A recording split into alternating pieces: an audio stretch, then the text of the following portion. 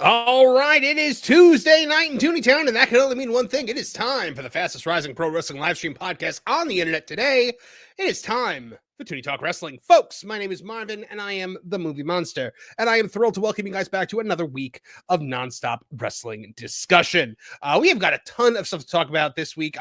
We've got the R-Truth situation that has rocked the WWE, rocked it like a hurricane. The Carlito situation that has understandably not made as much of an impact, and of course some good old-fashioned AEW hypocrisy to throw on top of it. Plus, is Vince McMahon buying back the WWE? Ric Flair does some weird stuff this week. Plus, we're going to go through Dave Meltzer's star ratings for Double or Nothing, and I hope you guys are braced for impact because it is a just masterpiece. It is Dave Meltzer's masterpiece. I will say it that much. But I can't do it alone, guys. I need the fine folks that are always here to assist me. I need the roster of Toonie Talk Wrestling. So first, of course, guys, the co-producer of this show, along with AEW Neckbeard, who is manning the chat there for you guys, our mod extraordinaire, the one and only AEW Disciplinary, aka Dis. Yo, I'm watching. Hey, man. I'm doing this weird thing where I'm going. I keep forgetting which screen I'm looking at, and because I'm checking. So StreamYard, guys, is really screwing up today. StreamYard is the system that most YouTubers use to live stream, and for some reason today it is all kinds of screwy. So Dis is having to watch along with the YouTube feed, which is on a couple seconds delay. So Dis, you are here. Thank you for being here. We appreciate you being here. Thank you. So are you ready to talk about all this stuff today? Yeah, by the way, Kevin Apollo is on his way. He is he's currently setting up. He's still on the road for business stuff. So he's setting up in a new room because he lost Wi-Fi. Just technical issues galore this week on Toonie Talk Wrestling. Speaking of, we're in the middle of a hailstorm here. So fun. Oh, yeah, good. So you might lose power and leave and take all the clips with you. Fantastic. Oh, that's gonna be something to look forward to tonight.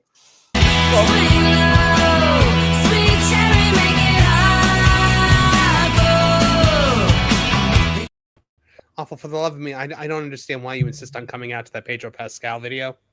I don't know who puts it up there. No, I don't know. Like every week, man. Like enough is enough. Yeah, I prefer the Nigerian now. You know what? Maybe that was my plan. Maybe I was like, maybe you need to appreciate the things that I give you because it could always get worse later. Or this handsome young fellow right here on the screen. Oh my goodness. Okay, guys, we have got a lot to get to. Kev will be here momentarily with any luck, but guys, this is a show that is made for you and financed by you. We rely on your generosity of your super chats to keep the lights on around here. And oh boy, have you guys already tonight exceeded expectations with Mike Glass with a hundo. Mike Glass for $100. Thank you so much, man. Says, hey everyone, just passing through. Since it was my $100 super chat that made you watch the AEW Media Scrum, I figured I'd super chat $100 to help with the woes of moving. Catch the replay later. Well, thank you so much, Mike Glass. And by the way, big props, power to the replay gang. I see you guys out there commenting replay gang as you watch, not live, but it's so funny. They commented on like both live streams, like replay gang. And I'm just like, I like that. That's I like that a lot. Yeah, I really like that. You know what? If we're doing that, shout out to the listener gang who are checking us out on podcasts. Yes, to the wonderful people listening to us in audio. Konnichiwa to all of our Japanese listeners, because apparently we are huge in Japan. 16 last week. 16. Were we really? We were the 16th highest ranked pro wrestling podcast in Japan. Remember that one week we beat Jericho? Yes. Mm-hmm. Did we get number one in Japan one time? I don't. We might have. No, Beard would know that. I don't think we did. I think. I think we were pretty close. At least I know we beat Jericho. I we know definitely beat Jericho. If you are listening on podcast, by the way, head on over to YouTube on Tuesdays at 8 p.m. Eastern and check us out it's youtube.com/@toonwrestling, and you can join in the fun. You can give us super chats and interact with us and do all that fun stuff. So become part of the family like Mike Glass and earn yourselves clips like this. A wild slapnuts appears. Double J, Jeff Jarrett. Yeah. Thank you so much, Mike Glass. That was a great way to start the show. Guys, we take breaks in between all of the news items that we cover to read your super chats. We do break for $50 or more. So if you send in $50 or more, we stop whatever we're doing and we address your super chat. It could be you, taking part in the conversation, or maybe you just want to interrupt with something else. Doesn't matter. You're paying for it, so we will honor it. And we leave no super chat behind, guys. We stay here until all of the super chats are read. Okay, so moving along, we got some more super chats to get to. First of all, Ewan Cumia checking in says justice for truth and Glum gold, glum gold, glum gold, glum gold. There we go. CWJ 128 for $5 says, hope everyone is well. It is weird to think of wrestling as the redheaded stepchild is paying off UFC's debt in terms of cost and revenue. The path is clear. Yeah, I have heard that. I've heard that like TKO is like massively in debt because of UFC, and WWE is kind of bailing it out. Is that what you guys have heard? Wow. There's a gentleman by the name of Some X Error. Do I have that correctly, Dis? Yeah. And he goes into great depth. This is on Twitter, by the way.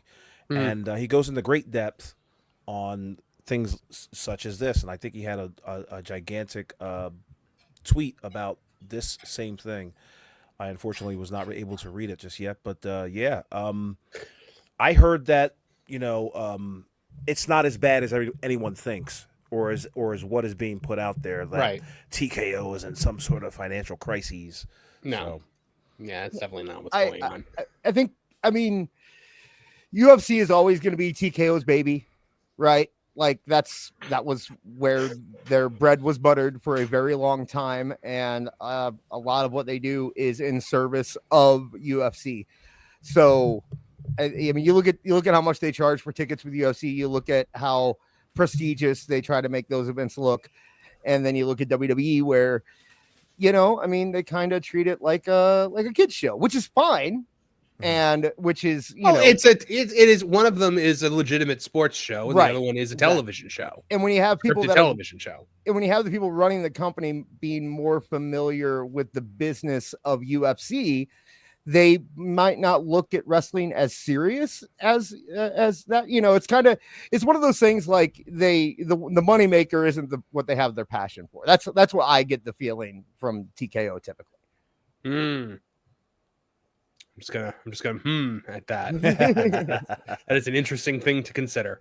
Almost like the fact that our big money maker are AEW pay-per-views, and we hate them. Exactly. And we hate doing them, but they Aunt make Evans. money. Aunt Evans, if you're listening, please Yeah. let us know something. Okay, so Liquid Fox for $5 Canadian says, a lot of sad people today, so allow me to lighten the mood with a joke. What's black and white and red all over? A newspaper? Sure. That's always been the That's the right answer. I don't Yeah. see I don't see if he's super chatted I don't think he super chatted the punchline. A nun for 1 week a month. An interracial murder scene. Boo, awful. Mine was Eh, also tasteless, so I can't say Yeah. anything. all Sometimes you right. gotta throw it out there. A bleeding zebra, a zebra that was just shot by hunters. Regina Sharp says, wait, they fired our truth? Glum gold, glum gold, glum gold, glum gold. I think we actually have footage of how that actually happened. Okay, if you want to be a winner, just follow these 3 rules. I'm already a winner. Nobody tells Flint on glum gold what to do. You're fired. That's exactly how it went. Well, they didn't fire our truth, but we'll get into it, guys. BPE for $20 and no message with the BPE special. Thank you very much, BPE. We appreciate you, and we appreciate the support that you always give us. And it doesn't even matter if you put a message or not. We just know that the support is coming from you, and we love you, buddy. Mr. Bones for $5. Triple H calls Ernie Ladd Booker T only for Ernie Ladd to laugh at Triple H.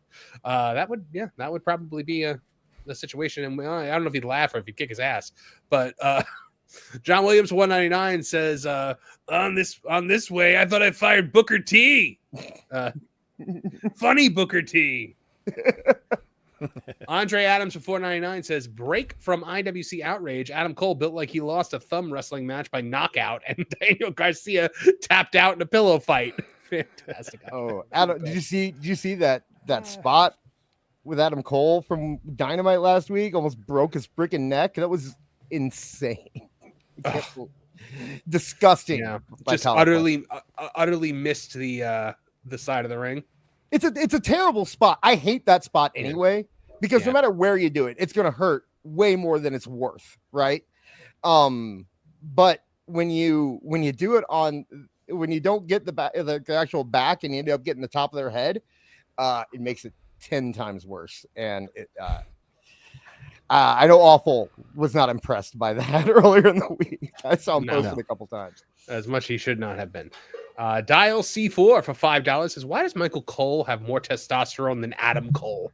I would, if they got in a fight, I would put money on Michael Cole. That guy was in Desert Storm, not as a fighter, but he was there. He was there in the shit. He broke out the tank top yesterday. Yeah. You see him in the tank top? I did not see him in a tank top. He lost a bet.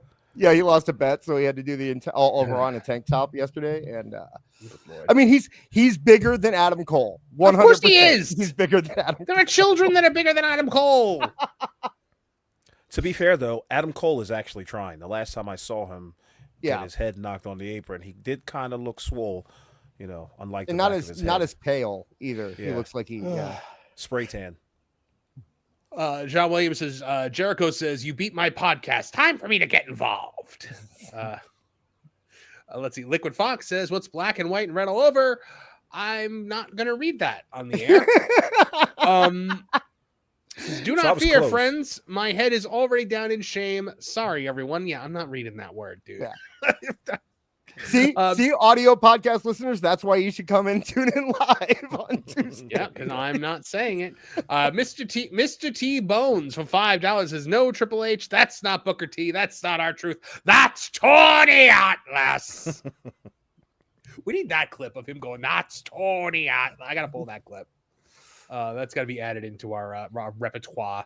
All right, guys. So we are going to get started off with our with our main story of the evening, our title story, kicking it off like that.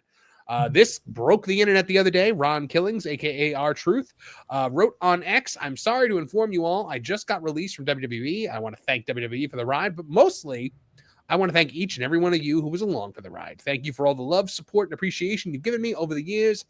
Thank you. Now, at first I thought, this is R-Truth doing an April Fool's joke on June the 1st. Or did one of you make that joke? Somebody made that joke to me. Beard. That was Beard's Beard. joke. That was Beard's joke. All right. Give credit where it's due. Shout out to Neckbeard. With Truth, it's always a possibility. However, this one apparently was real.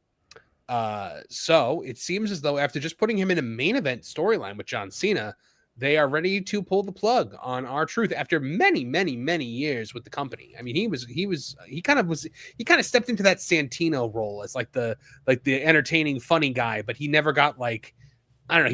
He was way more entertaining than Santino. I'm not a Santino hater. Agreed. But R-Truth was way better at being the comic relief of the show than Santino was. I think it depends on what time you're talking about. There was a period there where Truth was getting kind of stale.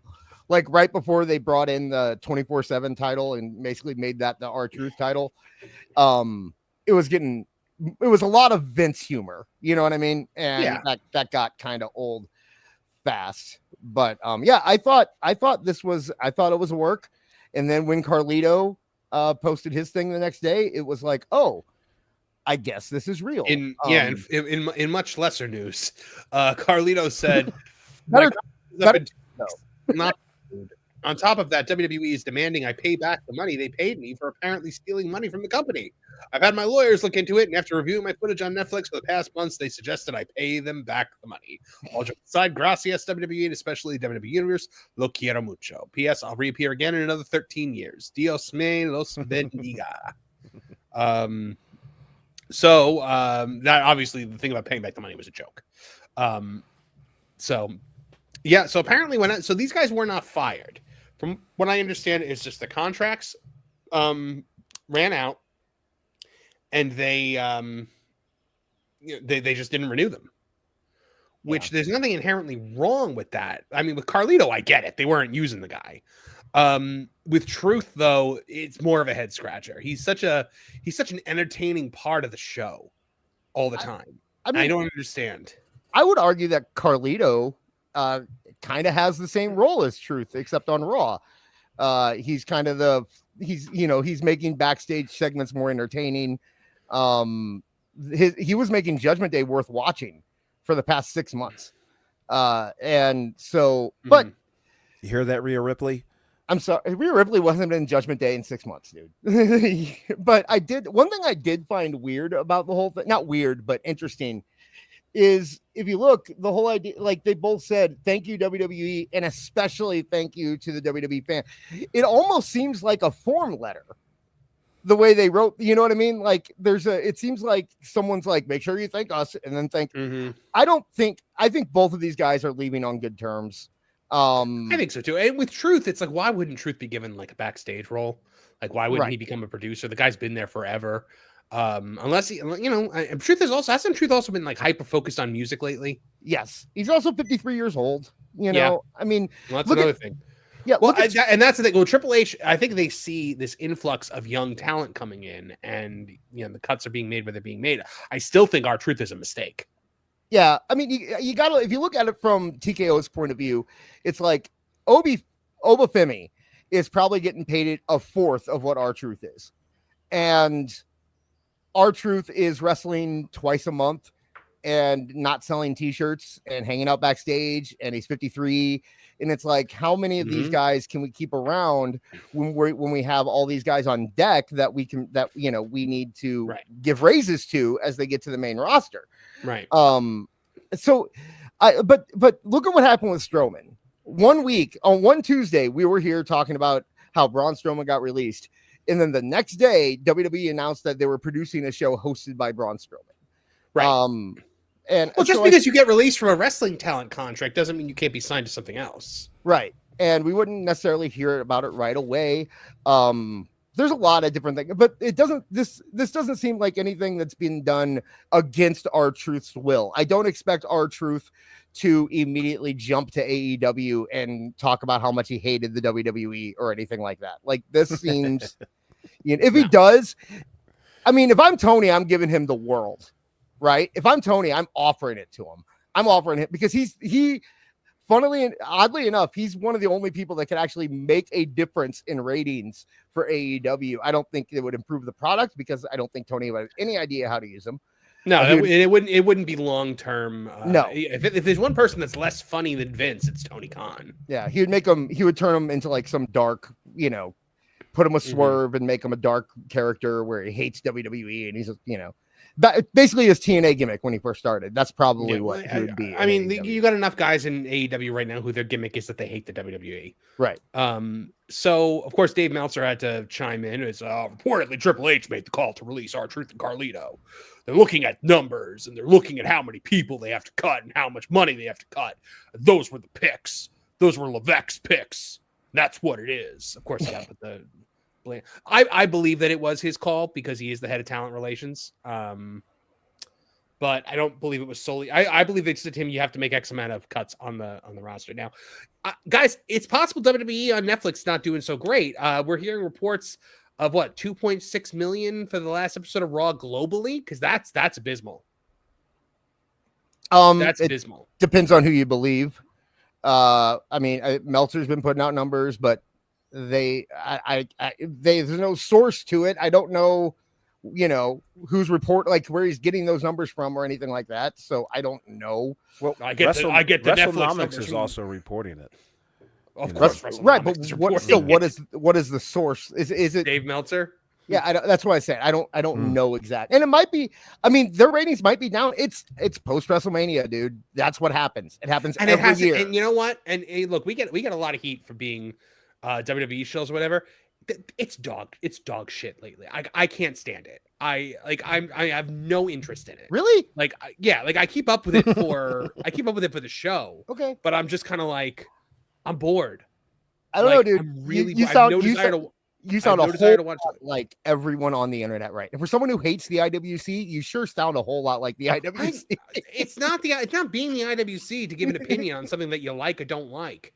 But you know, it is what it is, guys. Like it's boring lately. I'm just not feeling it. It's not that's not me saying I'm gonna go run to Tony Khan to entertain me. No, I'm just gonna find my entertainment in places outside of pro wrestling. Like I keep up with the big stuff. I watch the clips on YouTube. I don't, or I'll skip around on Netflix. I just don't watch live anymore because the whole show can't like hold me anymore. I don't know. You guys all feel that way, and I'm just not there yet. I mean, do I think it's as good as it was earlier in the year? No. But I have trained myself to expect there to be a lull after WrestleMania. Remember this time last year, we were having this exact same conversation where everyone's like, oh, it's kind of, WWE's kind of boring. I think they're good. I think they're going downhill. I think this is probably the start of the beginning of the end. This is where the hot period ends. And then it got to the end of the year and everything came back and everyone was talking about how great they are. And then it gets here again and everyone's like, I think WWE's going downhill. This seems like it's the beginning. Like it just, it happens every year this time. So right. I don't know. Like I said, it's entertaining to me. I enjoy it. Like I'm really enjoying. There's things I can find. I'm really enjoying the SmackDown tag division. I'm really enjoying the Seth Rollins stable on Raw and that whole storyline. I love the El Grande Americano stuff. I like the NXT call-ups that they're bringing up. Julia and Vicor and or however you pronounce it. And Roxanne, I think have been excellent additions to the much better than like when they were adding Lyra and those, that crew. Yeah. I think there's a lot of, I think it's not SmackDown being 3 hours sucks. And the fact that they are going to continue to be 3 hours sucks because, Triple H seemed very proud of the fact that they were not going to be 3 hours after May. And then USA's like, well, how about money? And TKO's like, yeah, we're doing that. We're taking that money, we're taking that option. So we'll take it where we can get it. Yeah. It's so dumb. But I have to agree with this. Oh, I have to agree with this. Yeah. I unbusied myself, Marv, just for last night. And I watched the show. And what I saw, it was great. From top to bottom, it was Raw. great. Yeah, Raw every week. Every Raw week, Raw was is fantastic. Just, yeah. It kind of reinvested me. Like, okay, if I can't watch this thing next week, I at least got to see the clips. And I understand. I think in your case, Marv, you're too busy. And so, you don't have the time to. It's possible. Me. Yeah. And so you kind of fallen out of interest. But Raw lately, at least last night, was phenomenal. I thought it was great. After not watching it. Tell me if you're with me on this. I think, and I noticed this even with Max. I think there are times when you turn something on and you go, "There's no way I'm going to like this. I'm just going to skip it." And then if you actually sat down and watched it, you'd find out that you did like it. Like that 3-way last night, the women's Money in the Bank qualifier. I was just like, I have no interest in this. And then I watched it and it was good. The Raquel match. I was like, Raquel and Kairi Sane was a good match. Yeah, it kind of fell apart because, and only for a few minutes because Kairi Sane is kind of like, it looked like she was fighting for her life out there. Like this was kind of like her, like people are looking in at her. Maybe I'm thinking too deeply, and maybe because I haven't watched the show in a while. But it seems like she was wrestling for her life last night, and she actually did well against Raquel. And there was a good story. I love the whole story with Roxanne, how she couldn't get her off her feet. Right. And no, I'm talking about how the whole story with Judgment Day right now is that Roxanne, Liv and Raquel are refusing her help. But then she came out and helped Finn and actually help, it worked. Right. And that little story, I like it. I don't know, man. I think it's small. It was good. Yeah, smaller stories. I understand Roman's not there, but like Cody coming back, I thought was strong. I think they're doing okay. It's not blowing me away by any means, but for this time of year, it is much better than it used to be around this time of year. There was a point in time when you'd get to June or May, and it would just be like, this is the most boring television I've ever seen. They obviously were phoning it in. And I think at least now they're using that time to establish new characters, which is something that they didn't do in the past. So I appreciate that much. Yeah. So on the other side of the fence, everybody is outraged, by the way, about the WWE letting these contracts expire. Of course, on the other side, Abaddon says, my time with AEW is coming to an end. My contract expires in June and I will not be renewed. The emotions I'm currently trying to manage are incredibly difficult and full of conflict as I reflect on my time there. My goal is to not let this be it for me because I love wrestling too much to just stop. I put a lot of hard work that I will now be able to showcase more often. While my heart is currently broken, you can bet that I'm still going to show up for training next week. If you're looking to book me, you notice what's not said here? Yeah, right. No, thank you, Tony Khan. Thank you, AEW. Thank you, AEW fans. Just they're not renewing me. I'm pissed off. Book me. Yeah. From what I've ever seen of Abaddon, she's all right. She's got fine. A unique look, and I think she would be She'd do better than Nikki Cross and the Wyatt Six gimmick. She's gotten herself in really good shape too. The past you can tell she knew this was coming. She's gotten herself. You know where she's going to do great? TNA. She will do wonderful in TNA with that gimmick because they already have a stable of creepy women. They can just throw her right in. You know, That's true. So I don't see it working in WWE, maybe NXT, but I think going to TNA and then in TNA she can work and reestablish a different gimmick maybe and kind of come in because she is talented. She knows how to entertain people. Well, guys, that's not the only person leaving AEW. Mariah May was also removed from the AEW website, which usually means that someone's departed the company and is free and clear to go elsewhere. PW Insider reported that WWE sources confirmed that she's expected to start there in the near future. So that was true, what we saw. Yeah. We had been hearing for months, and then Meltzer said that it wasn't happening, and then it happened.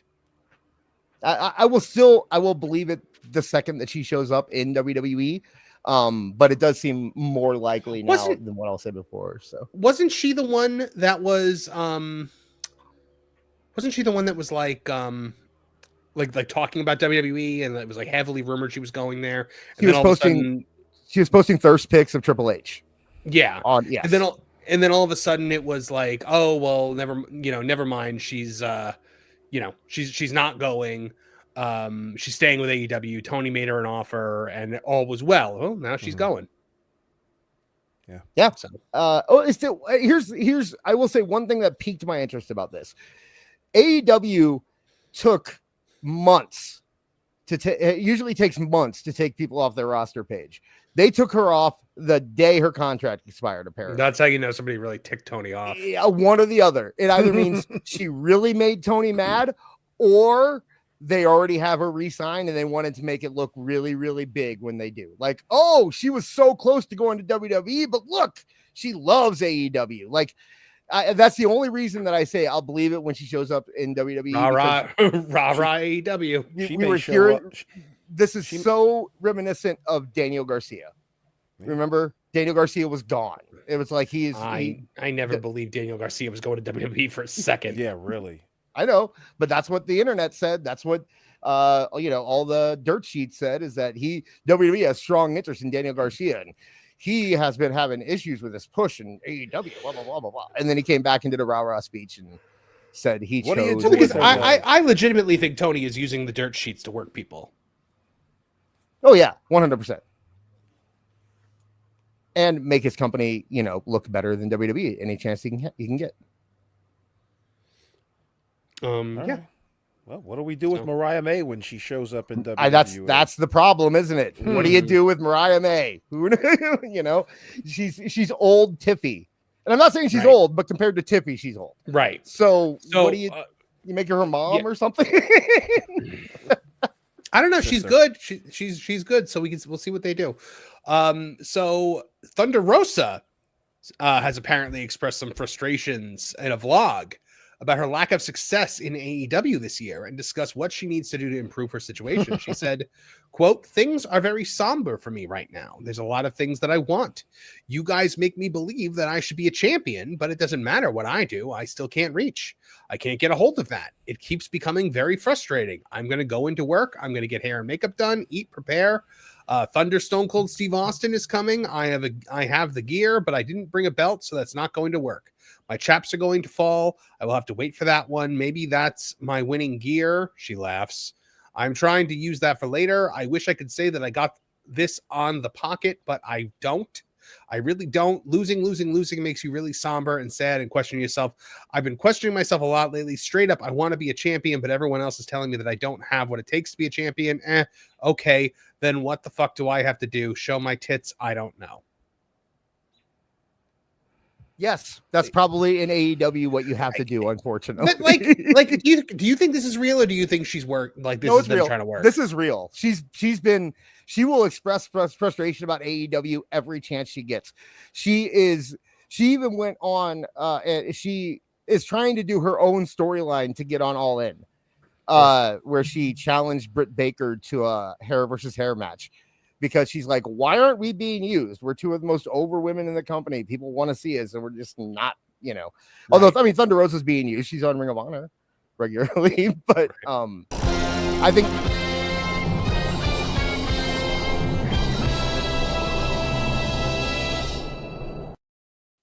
Kevin Apollo with the cutoff. That's right. Thunder, you want to get used? Get the fuck out of AEW. Yeah. How about that? I don't know. You did something that made sense. You spoke your mind. You questioned why, after you were injured for such a long time, that not only did you not get a grandiose return, you didn't finish the storyline that you left and got injured for. Then you made some buffoon not look like a buffoon on national television, and he got punished for it. So yeah, unless you want to play T-Moo Skinamax lesbian, you're not going to get anything. Because the creepy little nerd doesn't know how to book women unless they're willing to play, like it's 2002 and PH doesn't exist. Or unless they unless they just book themselves in the case of Mercedes Moné. Yeah, there you go. Did Thunder Rosa ever face Mercedes Moné? Why would you do that to her? No, Mercedes has only had a handful of matches. I bet Mercedes would like to wrestle her because she can probably carry her to a good match, and beat her. Yeah, it's not my fault. I was supposed to leave 2 days ago. Wait, what did you just put up on the? I didn't even see it. It was Culture. Oh, what did Culture say? He's like, did you see it? Oh. Yes, now I see it. Okay, Culture. I never understand why Culture watches the show. He knows nothing of wrestling. But I'm happy to have him here. Old school, bro. Yeah. He knows. All right. So let's talk a bit about Double or Nothing, guys. The show that really makes me think that I've lost my grip on what people like, because everyone is saying it's like the greatest AEW pay-per-view of all time, and I'm like, it was the worst thing I've ever watched. And I don't mean like wrestling show. It's the worst thing I've ever watched. That counts all movies, TV, wrestling, everything. I hated this pay-per-view with every ounce of my soul. Everything I've ever been or could be went into despising. I didn't hate watching this it, show. but that's because I was with you guys. It was a bad show. We roasted it like a pig. I guess, but like it gave AEW fans what they want to see, but I don't understand. Like, how can anyone defend putting Anarchy in the Arena as the third to last match? Oh, ever. I don't understand how anyone can defend that. Anybody here can defend it? Anybody? No. Well, I'm confused. Hello? People are actually pretending this was Did I good. die? Oh my gosh, they're saying that it's the best AEW show of all time. Wow. They're saying it's the best AEW show that's ever existed. More stars than the Andromeda Galaxy. Yeah. Hold on. Well, let's put this in perspective. If I eat dog food all day and you give me Alpo, it's still dog food. I'm still eating dog food. So is this just my abusive partner didn't hit me this week, so everything's okay? Wait until we get to Dave Meltzer's star ratings. Oh, I can't. It is wild. It is absolutely wild. Let's take a look at this, guys. Double or Nothing buys. AEW Double or Nothing is currently estimated at between 122,000 and 130,000 buys per Wrestling Observer newsletter. That would put it down between 3 and 7% from last year's version. If that number holds, it would make it every 2025 AEW pay-per-view being down from last year's edition, and the 6th AEW pay-per-view in a row that is down from the prior year's edition, with All Out last September being the last one that was up year over year, although it had an extra week's build from the prior year. That is not a company that is in good health right now. Because that's the thing. People love to ignore year over year growth. And that is a very, very important thing when it comes to, how good a company is doing. It's not just a matter of you have to make money. Well, you should be making more money than you made last year. Yeah. Yep. And I also want to point out, this is an under 7-year-old company. They should be in a massive growth phase by now. Well, and not only that, but you've got every measurable metric for this company is down. Ticket sales down, TV ratings down, pay-per-view buys down, all of it down. I don't know about merchandise sales. I don't have that information, but it is all down. Let's see. But so I don't know. Awful. Any thoughts on this? Yeah, I mean, they had 2 tentpole moments. The opening of their Dynamite show, 1.4 million people. And then he had the Punk return, which was 1.2 million people. Mm-hmm. And he has done nothing, Tony Khan, since those times, those 2 benchmarks in AEW history. He's not even tried to emulate that at all. No. It's a sad reality. The man doesn't know what he's doing. He needs help out there. Hey, serious question.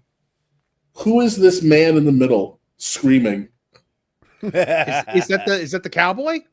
That is Adam Page. What? Yeah, that's Adam Page. Looks like Adam Page's dad. Yeah. Come to whip you. I hope so. You make a man out of you, yes. So hold on. Let's see what's going on with Disc. Can you actually hear us? He's on delay. All right, I'm assuming he can't hear us. Oh boy, well that stinks. Because all right, Disc. I would love to tell him what to do, but he can't hear us. So he's got all the info. Is that it? Is that what's going on? He's loading all the clips in the background. So okay. All right, guys. So here's something that happened recently. So they keep saying, "Oh, WWE is purposely counter programming AEW," and some people are like, "Nah, no, they're not." Yeah, they are.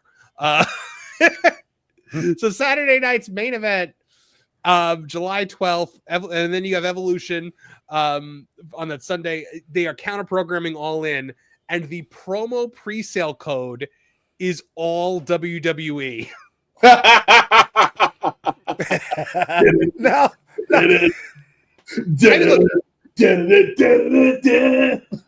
It's funny to think that it's Tripp doing it, but I don't know if it is. I don't know if these are decisions that he makes.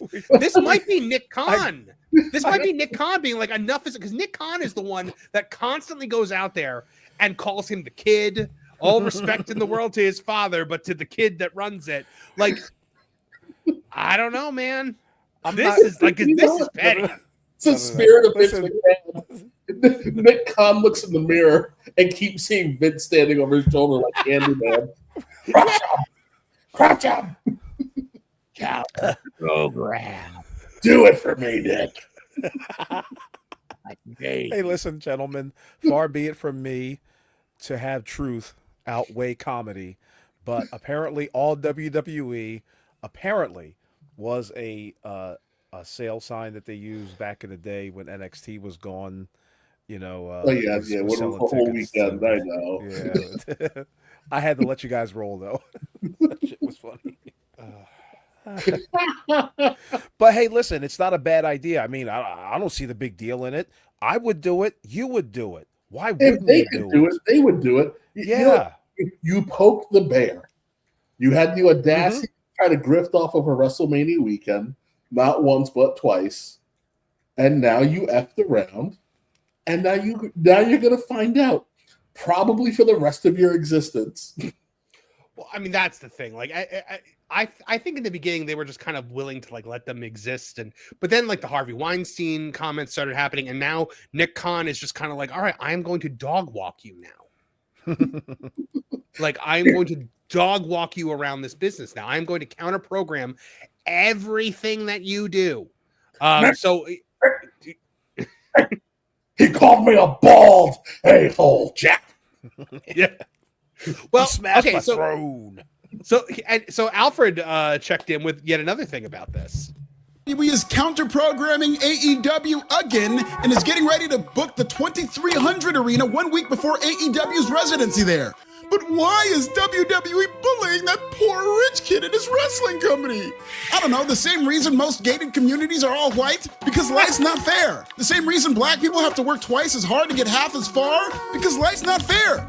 The same reason Matt Cardona can outdraw Ricochet by himself with no machine behind him, but can't get hired by a national wrestling promotion? Because life's not fair. It's the same reason the green light at the four-way intersection on my way to work only lasts for 10 seconds, while the other 3 green lights all stay on for at least 2 minutes each. I counted, so I gotta spend no less than 6 whole minutes in red light traffic before I can make a left fucking turn.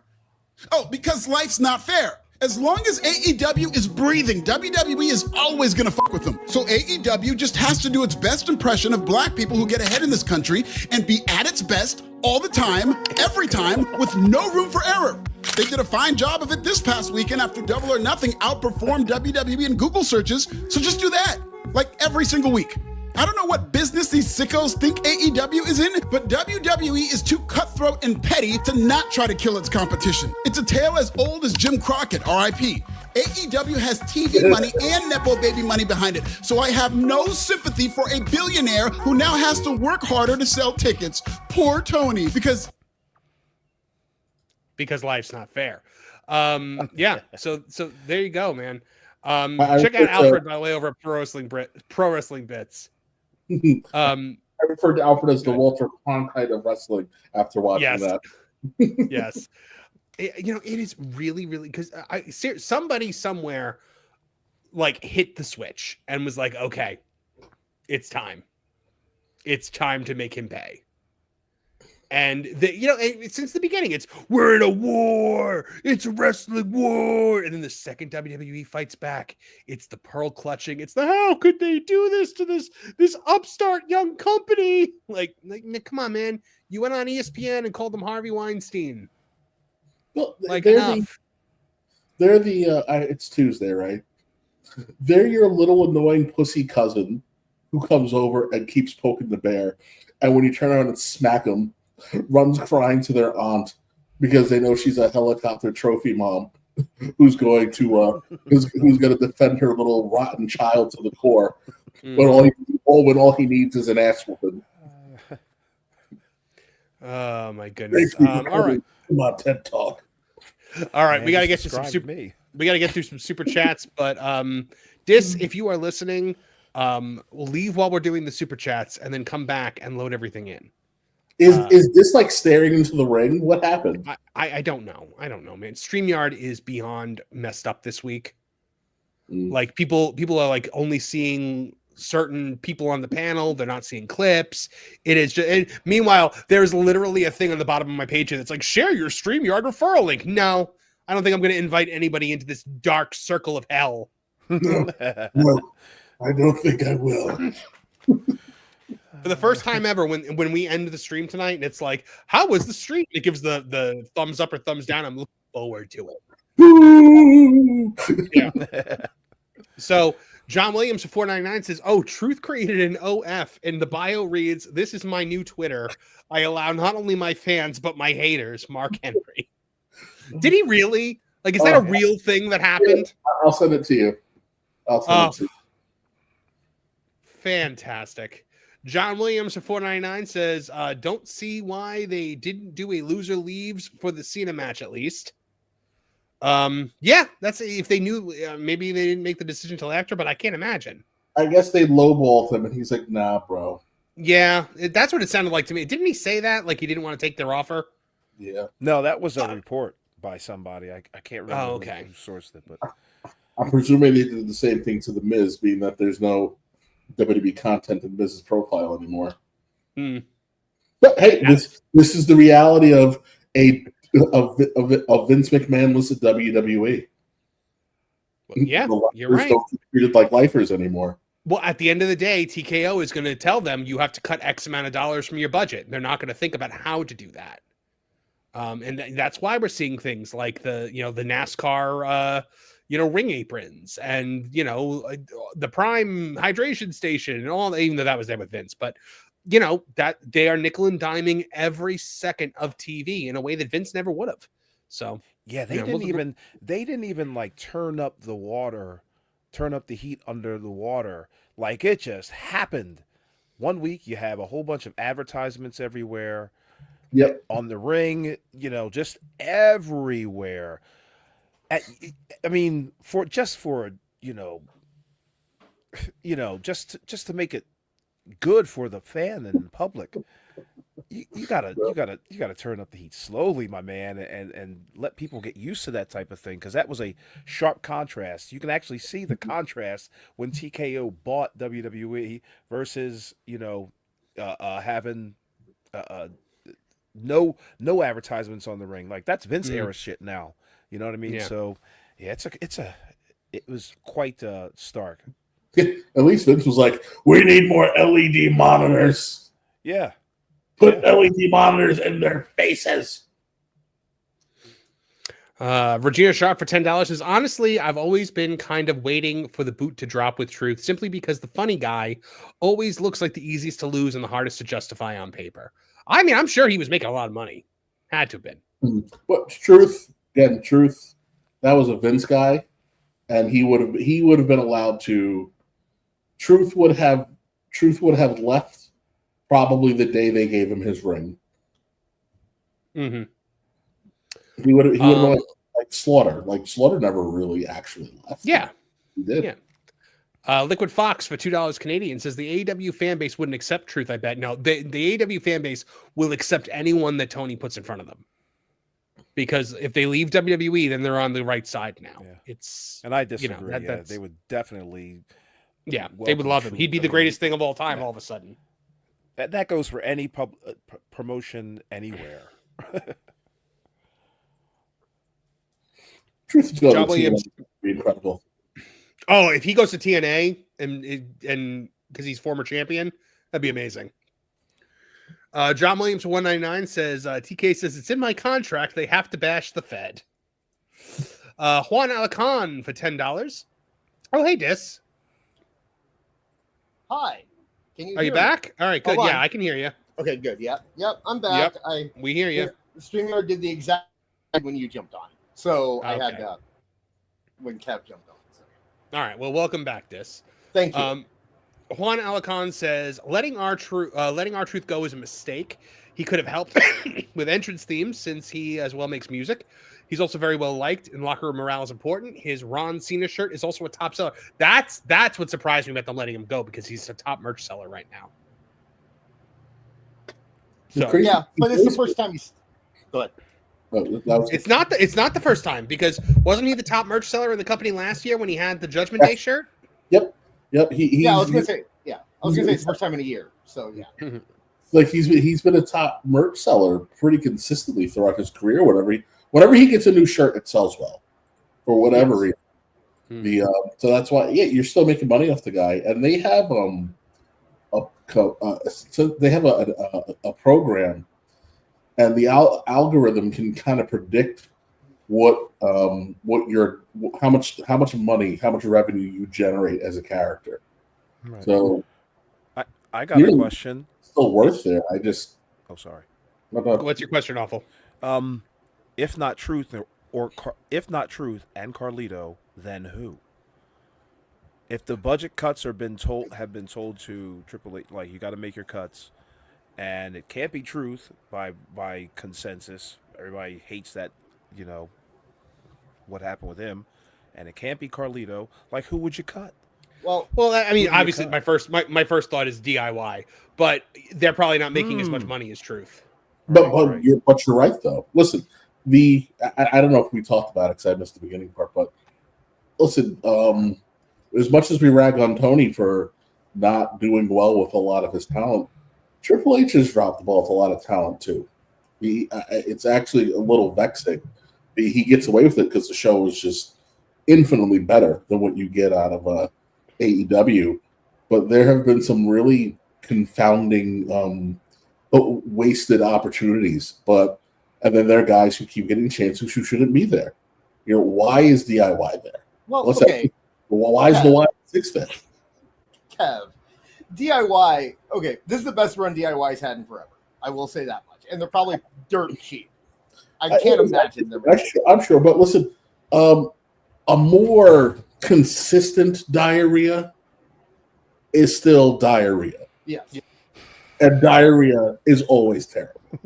But yeah, they're Tripp's boys, and he loves them. It's we're seeing like the black and gold kids are all getting the preferential treatment. I think is what's happening. No, because Karrion Kross is a black and gold kid. All the people that people complain about online that aren't being used correctly are black and gold people. So it's not, they're not getting preferential treatment. They're just getting kept. The question about who can be fired, I have the list of people whose contracts are expiring the same time, Carlito and all right. Who else? There's Miz, who I think is a possibility at this point. There's no way. They do too much outside media stuff with him. He took all his WWE references off his Twitter page, and they moved him into a manager role on SmackDown. So, I don't know. Another guy who should have been a lifer and is a Vince creation. Right. Mm-hmm. I was just about to say how much cachet does he hold with TKO as opposed to Vince McMahon or even Triple H? Miz is another guy like R-Truth who he could do what he's doing without a wrestler contract too. Mm-hmm. He doesn't need a wrestler contract to be a manager, to do what he's doing, to do outside publicity, to be Titus O'Neil. You don't need a wrestler contract to do that. So, but the other one's Karrion Kross, and that's kind of who the internet's losing their mind about right now. But I think that they're putting him in they're having him brush up against guys like CM Punk and Sami Zayn. I can't imagine that he's going to be gone. And but I mean he's a possibility. Dragon Lee, who I think at most might get switched over to AAA. Mm-hmm. Because I think luchadors are very valuable to WWE right now. It's something they want to invest in, and I can't imagine that they would take somebody who they've already invested. Because they're merchandising machines, right? And especially if you can put them in AAA and have them work both, And then the last one was Roman Reigns. I don't know, dude. I don't know, man. Could you see Roman Reigns move into a different deal? Maybe not because he's only wrestling 3 times a year or something like that now. Like. I don't know, man. It's a whole different world, Well, I mean, there's no reason to not pretend that Roman isn't a part-timer. He's been part-timer for a long time. So just give him that Brock deal. And he's gonna go be Akuma in Street Fighter. Oh, nice. Okay. Yeah, he got cast as Akuma in the live action Street Fighter, which I'm like, why are you doing a live action Street Fighter? But that's besides the point. Did you see that Braun Strowman's pushing for Zangief? That would be great casting, wouldn't it? not the worst. Yeah, I'd vote for Kevin Apollo, but that's just me. Let's see. Hold on one second. Okay, so BD23 for $5 says, who joins Ricochet's group that he mentioned? What the F was with that segment between Storm and Monet? Why is Fyter Fest on 4 hours? TK paid a lot for 2 additional hours. Dude, who's watching a 4-hour episode of Dynamite? Not us. No, that's a lie. It's got to be a lie. No, that's happening. Yeah, 4 hours this week. I think it's because they missed. I think there's a Collision that's not going to be on. Like originally, this was going to be Dynamite and then Collision, and they changed it to just Fyter Fest. Now they might have brought Collision back, but I do remember when it was first announced, or when it was first reported. It was reported that it was going to be 2 hours of Dynamite and 2 hours of Collision because of the NBA finals. The dark Hado. John Williams for $1.99 says Rosa was also bullied backstage. Yeah, well, Thunder Rosa has had a very tumultuous run in AEW with just numerous issues with people. BT23 for 5 says, after Money in the Bank, I believe WWE gets better for SummerSlam. What happens with Cross, or is he waiting for contract to end because I'm lost with his character? I have no idea, man. Cross feels right now to me, feels very much like LA Knight did before he signed his contract.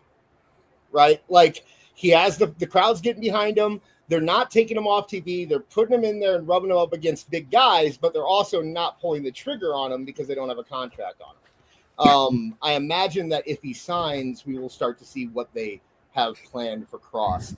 But he's a guy I could see leave by choice, where he decides he's not going to sign a contract. But if he goes to AEW, he's just going to be in a trios. So they'll probably bring in AOP and make him a trios team or something like that. I can't imagine that he has a lot of opportunity outside. I mean, he has opportunity for money, but to get used the way he wants. Not the worst idea to have him go up against Jon Moxley and beat him for the title. That's what I'm saying. Tony Khan needs a lightning strike. Yeah, it's not a bad idea to have anybody go against Jon Moxley and have him beat him for the title at this point. Well, it can't be anybody in AEW at this point. No one's drawing. Judy Bagwell should face Moxley for the title. I mean, there's no one drawing in AEW. 700,000 on its way. There's nobody drawing in AEW, but there's 40 people on the roster that have more momentum than Jon Moxley does. Like I said, they're people don't like that he's not having matches every week, but he is in storylines with Sami Zayn and AJ Styles and CM Punk. Like, he's not off TV. He's not Ludwig Kaiser, right? Ludwig Kaiser is completely gone. Right. They're at least keeping Cross in people's minds. And also there wouldn't be things like the Cross documentary that he put out. They wouldn't have given him the time to cut that promo during the WrestleMania pre-show or post-show whenever he did that. Like, they definitely at least would like to keep him and would like to do something with him. But you're not going to push a guy when he's this close to a contract ending, especially if my man, it was only 3 weeks ago where if somebody would have posed that question to us about R-Truth and Carlito, we'd have been like, what the fuck are you talking about? You know what I mean? But here we are. So stranger things have happened. It's almost up in the air, like, who's next? Who's on the chopping block next? And it's all summer, all fall, all winter. Like, scary time. All right, so in a statement that I fully believe, a statement that I fully endorse, Brian Alvarez on Wrestling Observer Radio said, or Wrestling Observer Live said, yesterday I spent the whole day talking to all sorts of people in AEW. I will say with one exception, because if I say everybody, then but it was actually everybody. Every single person was like, these shows are too long. We all know it. They should end before midnight on the East Coast. Every single person in the company that I talked to, except Tony, because I didn't talk to him, because of course he doesn't think they're too long. Every single person is like, they're too long. He just does it. We can't stop it. There's nothing that can be done. The shows are too long. Everyone knows it except Tony and a small handful of the sickos that would watch these shows if it were 9 hours long. Brian Alvarez speaking truth again. Because guys, man, did I ever agree with him on this one? Those shows are too damn long. They're this. We watch literally every single one. I pay for every single one. So guys, like, trust me when I say they're too damn long. Very few sports go that long. Well, and like, they don't even. It's not even like they're wasting time between matches with like segments or video packages. There's none of that. It's just they go forever. Like, who has the? Like, I don't know, man. They want to show you every fucking wrestling move that has ever existed in one program. Like, do you think it's supposed to be that long, or are guys just blowing through their times? Like, I was about to ask you guys, like, what's the financial benefit of having a 4-hour fucking show? Really? There is none. None. It is. Tony doesn't want to make the wrestlers sad by telling them they have to cut time. Also, Tony likes long, like, Tony's he used to go to the Ring of Honor shows that would go like 7 hours and love it. Well, that's the thing, because Tony is making a show for Tony, and Tony likes long shows. He went 100%. Through puberty at an ROH show. It's literally he's literally booking this show to entertain himself. And he sits back there at the gorilla position and pretends to produce the show and just sits back there clapping and drinking his LaCroix or whatever, soda water he's drinking. And then, that's literally it. I actually have Dave Meltzer's response to this. I was saving it for the Dave segment, but I went ahead and loaded it in. If you want to use it, it should be the last. Yeah, might as well now. Well, if you want to see great wrestling, AEW makes far better use of its time than WWE. That can't be argued. I can argue that. I will say this. I've been live to 5-hour Tokyo Dome shows and Dominions and watched them on TV in the middle of the night ending at 3 or 4 a.m. And not once have I ever thought it was too long. I did think Double or Nothing was longer than it should have been. But it's also a very minor complaint because the worst match was only very good. You are gay. Oh, you know what? Never mind. We don't have all the clips in yet. I was about to go to the Dave segment because I just need to rip him a new one, but we'll get to it. AEW shows entirely too long. Here's a quick one for you guys. Harley Cameron, the broken nose spot was apparently a work. This? I believe it. I was kind of having this conversation with Awful, and if anybody saw it on Dynamite last week, really ugly spot. But after the spot, so on first viewing, it's like, oh, that's real, that's legitimate. But then you go back and watch it with this context, and you're like, okay, she's shoving quote unquote doctors, right? And like that usually doesn't happen if they're actually hurt. They usually would get fined heavily if they shove doctors when they actually needed medical assistance. So also, I did have someone bring up to me that should I talk about it? What's that? Yeah, why not? I mean, I've been told that a lot of young girls use this trick as a way to get a nose job. So, well, I mean, I'm like, what? Didn't she just struck gold with the Mercedes feud? Like, it was the first time and last time anyone has ever been interested in anything Mercedes has done there was with Harley Cameron, and now they're taking her off TV. Yeah. Well, first of all, they didn't capitalize on her feud with Mercedes. She was left out in the cold the second Mercedes was done with her. Mercedes blew her nose into her and then crumpled her up and threw her in the garbage. And so it's just another lost opportunity. Though, Marv. She tried. Like, they had her on for a few weeks, a couple collisions afterwards, maybe 1 or 2 dynamites. She tried her damnness. She was Harley. Talented. She was a Harley Graham for a couple weeks. And then she's a talented girl. She's funny. They ruined it with that awful promo the night after she lost. Yep. Yeah. Thank you, Kev. They even tried to do a HLA thing with her there for a while. Yeah. They're trying everything with her. She couldn't even get the Thunder Rosa, what Thunder Rosa wants. But yeah, I she might. We have no idea what's going on in her personal life either. She could have a wedding to go to. Like, we don't. AEW sometimes they'll say someone's taking time off. Remember when Will Ospreay was taking time off last year and he was back in like 2 weeks, and it was just that he was like visiting his parents in England or something like you can't. It's AEW is so weird, and the reporting about it's so odd. You can never know which one. But like I said, this one in particular, I think I kind of buy that it was a work. Facing Monet is the kiss of death because there's nowhere to go from there. The very next week, now you're about to job to a girl who's 5'1" and 130. Thekla, after Jamie Hayter lost her match against Mercedes Monet, she goes and gets beat down by a new girl. Like, bad positioning all around for these ladies. They need agents. They need somebody to tell them in their ear, like, listen, that's a terrible storyline. That's a terrible way to go. But you can't change it up. Fight back against it. He's going to do what he wants to do. Yeah. You need to listen to the agents. If they did, this show wouldn't be as shitty as it is. We've been saying this for years. He has agents because WWE has them. He just doesn't listen to them. Neither do any of the rest of them.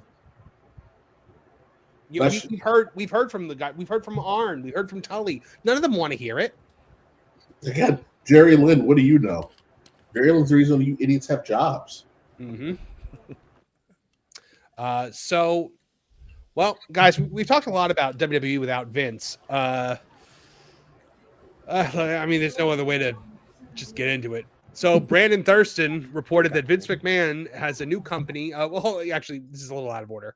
So Dr. Chris Featherstone, PhD, says, I was given word from a source close to the situation that Vince McMahon is interested in buying back WWE. I received more details, but we will see how this develops. And I guess this is... and then Disco Inferno goes, so Coach does a show with Vince Russo and repeated this. So it was like, I've been saying this for a week. I wonder who the source was. Yeah, and Coach was like, I was the first one to say this, and I've been getting crushed all week. Interesting. There's no way. There's no way this can happen because they're not selling. No, Featherbottom's source is clearly Coach, who said it on Vince Russo's show. Yeah, I mean, he can want to do it. I'm sure he wants to do it. I'm sure he'd love to do it, but unless he forces it by use of stock, which he can only do if he has like the entire Saudi government on his side, I don't see a way because it's illegal for them not to consider it if it is an offer that benefits their shareholders since they're publicly traded.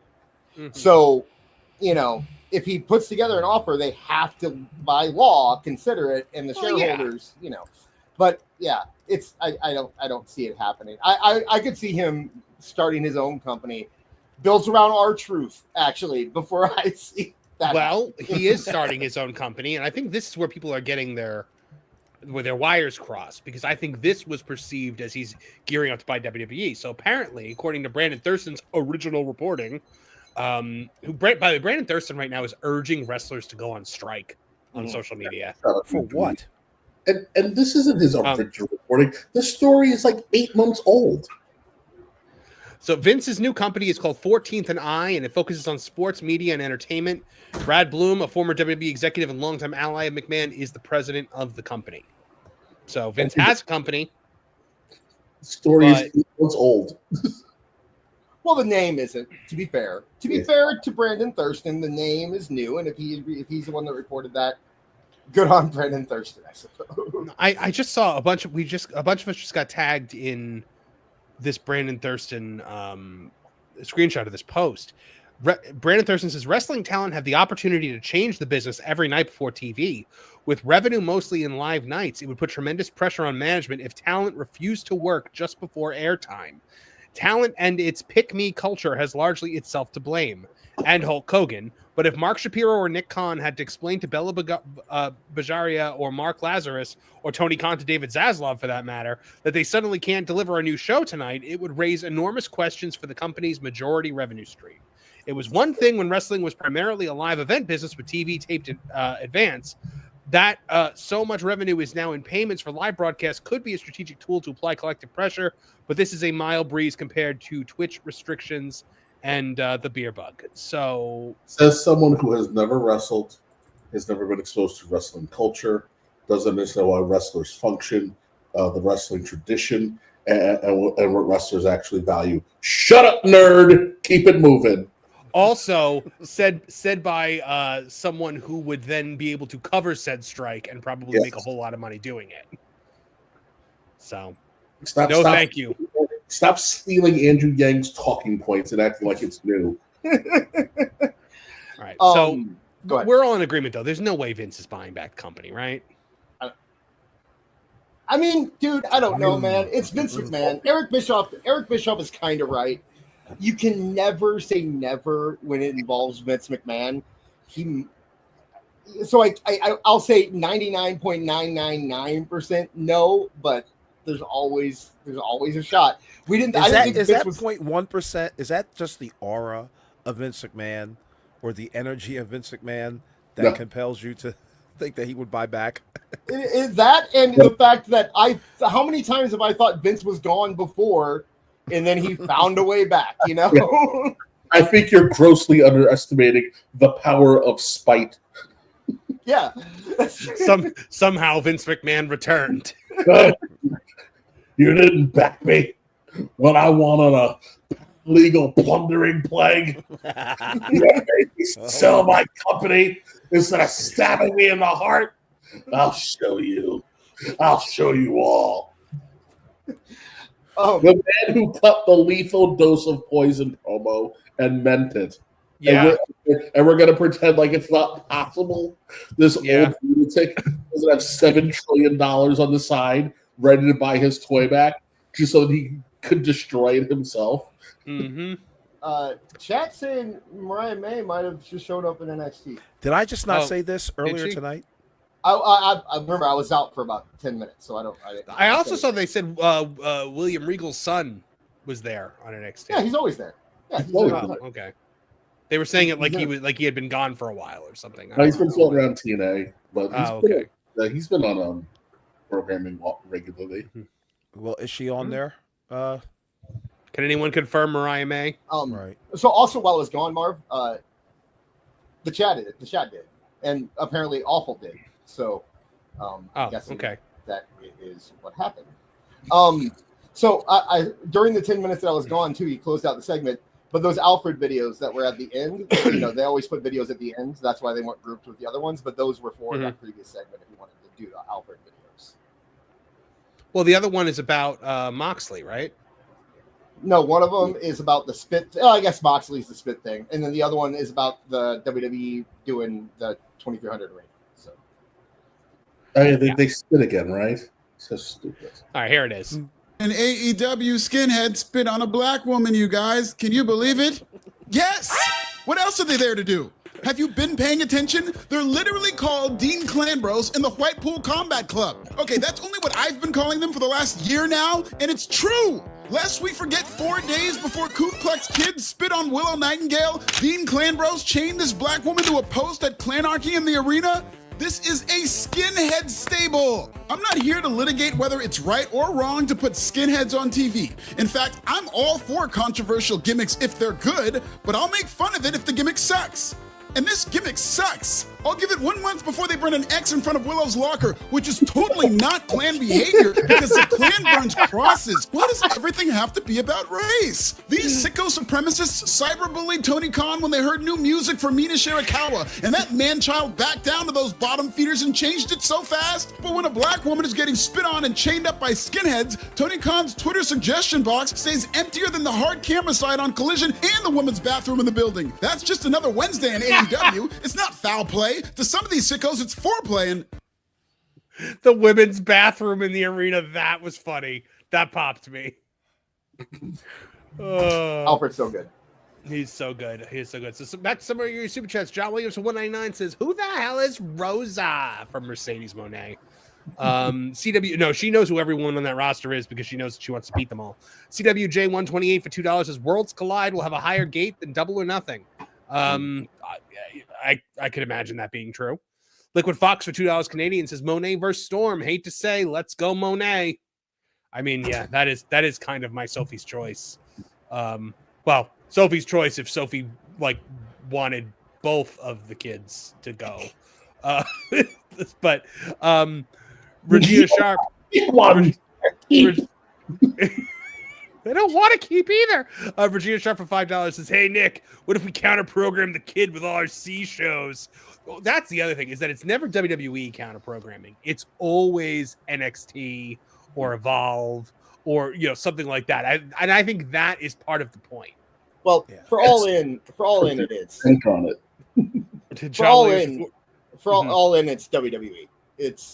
I thought it was Evolution was up against. No, Evolution's on Sunday, but the pay-per-view's on Saturday with and Saturday night's main event is up against. Okay. Yeah. And WWE is for sure countering it because they made the thing all WWE. Yeah, we talked about it while you were gone. Okay. John Williams for $4.99 says, "Leave the billionaire's son alone." Yeah, really. Andre Adams with $9.99 says, "It was amazing seeing the mouth breathers try to hijack Stephanie Vacker's Raw debut with an R-Truth chant. That shit lasted 2 heartbeats." Oh yeah, that wasn't the place to do it. That wasn't the place to do it. John Williams for $4.99 says, "Gunther also removed WWE in his bio. Theory goes, him and Miz are doing it as a protest over the Truth release." I can see that. Okay. What? I can see that. Well, I believe that before I believe that they're going to release Gunther. I don't think he's releasing Gunther. To me, it looks like Gunther just wants to not be a part of the IWC. He took down everything that wasn't pictures of his wife, basically. So I think he just kind of wants to not live online when it comes to wrestling anymore. Oh, he got fed up with wrestling fans? I can't imagine. Yeah. I mean, that's all he really did online was complain about wrestling fans. So I will typically mute wrestling-related keywords on X when I need a break from the IWC. The host of a wrestling talk show, folks. I leave like the news sites and everything up, but I mute the things that the sickos say because I don't want to see that. awful. One of his muted words. That's what he has co-hosts for. Wrestling, pro wrestling. That's what we exist for. Awful. Yeah. By the way, The three of them will lean into it. to be fair to Marv, Gunther did the same thing, and he's fighting for a world title next week. So. Exactly. Yeah. Blazing Bolts for $20 says, my mom asked me if I wanted to go to this week's SmackDown in Bakersfield. I said, heck no. The product is boring, and that boring Cody Rhodes is back. I went to the first Raw in LA on Netflix just for The Rock and the OTC. If you notice, a lot of the people who are like, who don't like Cody Rhodes are the people who really like Roman Reigns. Yeah, that makes sense. So, well, I mean, it makes sense because of that feud went on for 2 years. So I get it. Redisaurus for $2 says Cross should have gotten the boot instead. I don't think Cross costs as much. Neeks for $5 says Mark Henry said anonymous WWE wrestler admitted to taking a 60% pay cut recently. What if they tried offering that the truth, but he walked? Yeah, that's what they're saying happened. Is that they wanted Truth to take less money? That's what Coach said happened. Yeah. So I believe Coach. I believe that Coach still has people on the inside there. Coach was the one who said Vince McMahon was going to buy WWE, and we just made fun of that. No, so, I think I think Vince will try. I just don't think he'll succeed. Yeah. The only reason I had any suspicion about it was because Coach was like, I heard this from a source. It's not confirmed. Usually when Coach like with the Vince thing, he was just like, I hear Vince wants to buy WWE. But with the Truth thing, he was like, I heard this from a source. I don't know if it's true. It was very, he qualified it quite a bit. Well, I mean, listen, wants to buy WWE. We know Vince wants to. He doesn't own it. Sure, I want to. It doesn't mean I'm gonna.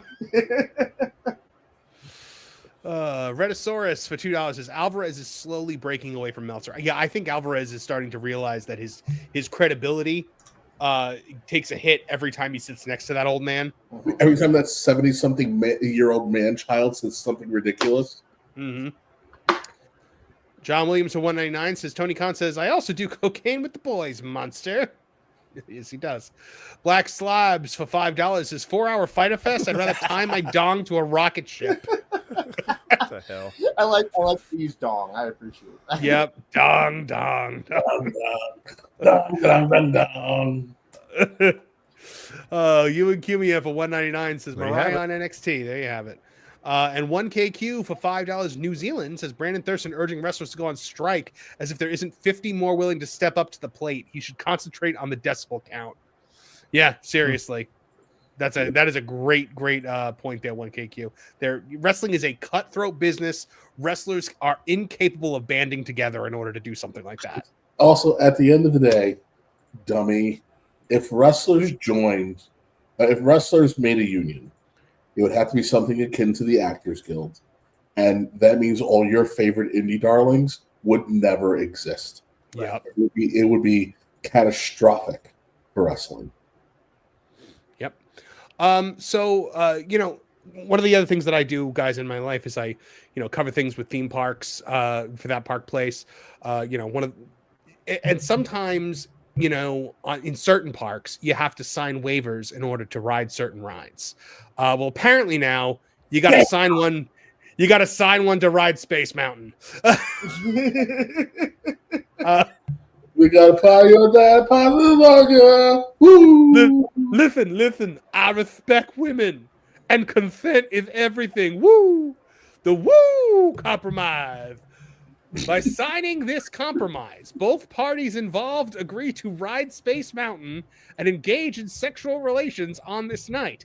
This contract adheres to guidelines of informed consent, and both people in the relationship must be present and not in an intoxicated state before signing. No party should be pressured or persuaded into something that they do not want to do, and they reserve the right to terminate this contract if need be. The contract has the signed and sealed approval of the Nature Boy Ric Flair, who has taken many women for a ride on Space Mountain and has the utmost respect for women. Also, by signing this, you agree to be cornered in an airplane while the co-signee spins his dong like a helicopter at you. Sit down, fat boy.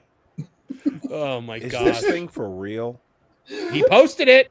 Yeah, I did some digging on it. Apparently, it might have been WWE merch at one point. No.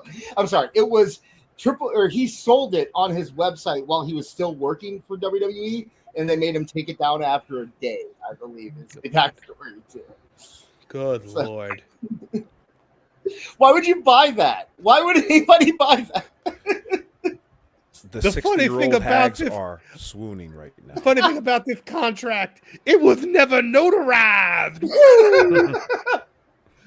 We got a party all day and party a little longer. Woo! Get a- Gotcha. Get a Now it's legal. notary public in here. Mm. Oh, my God. I can only imagine what the comment section looked like.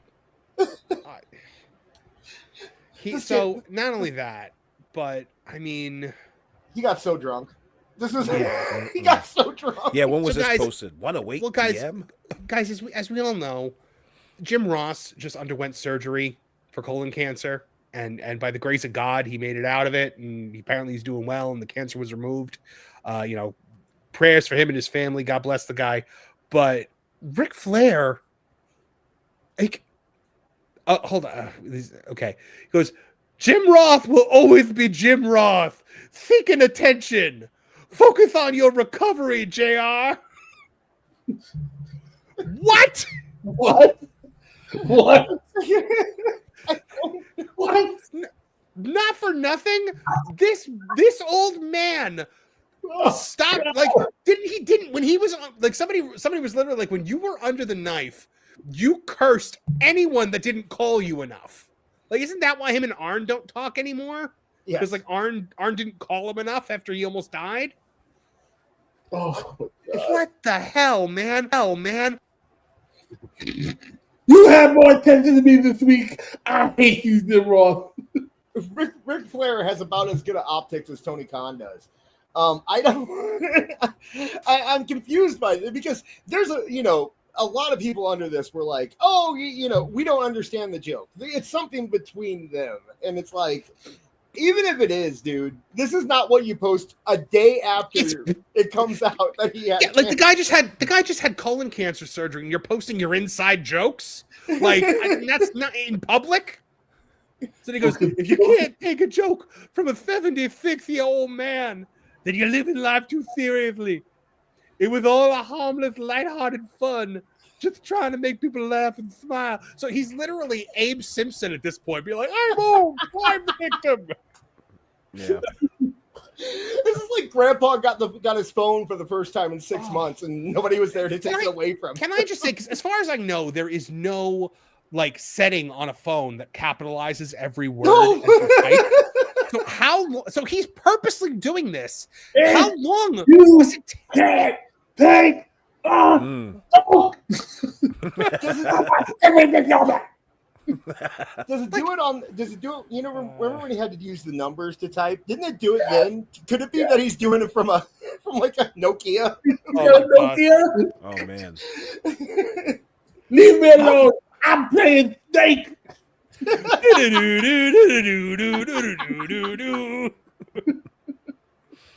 I can't get those pictures, Vince. That's the only reason he wasn't named in the lawsuit. Yeah.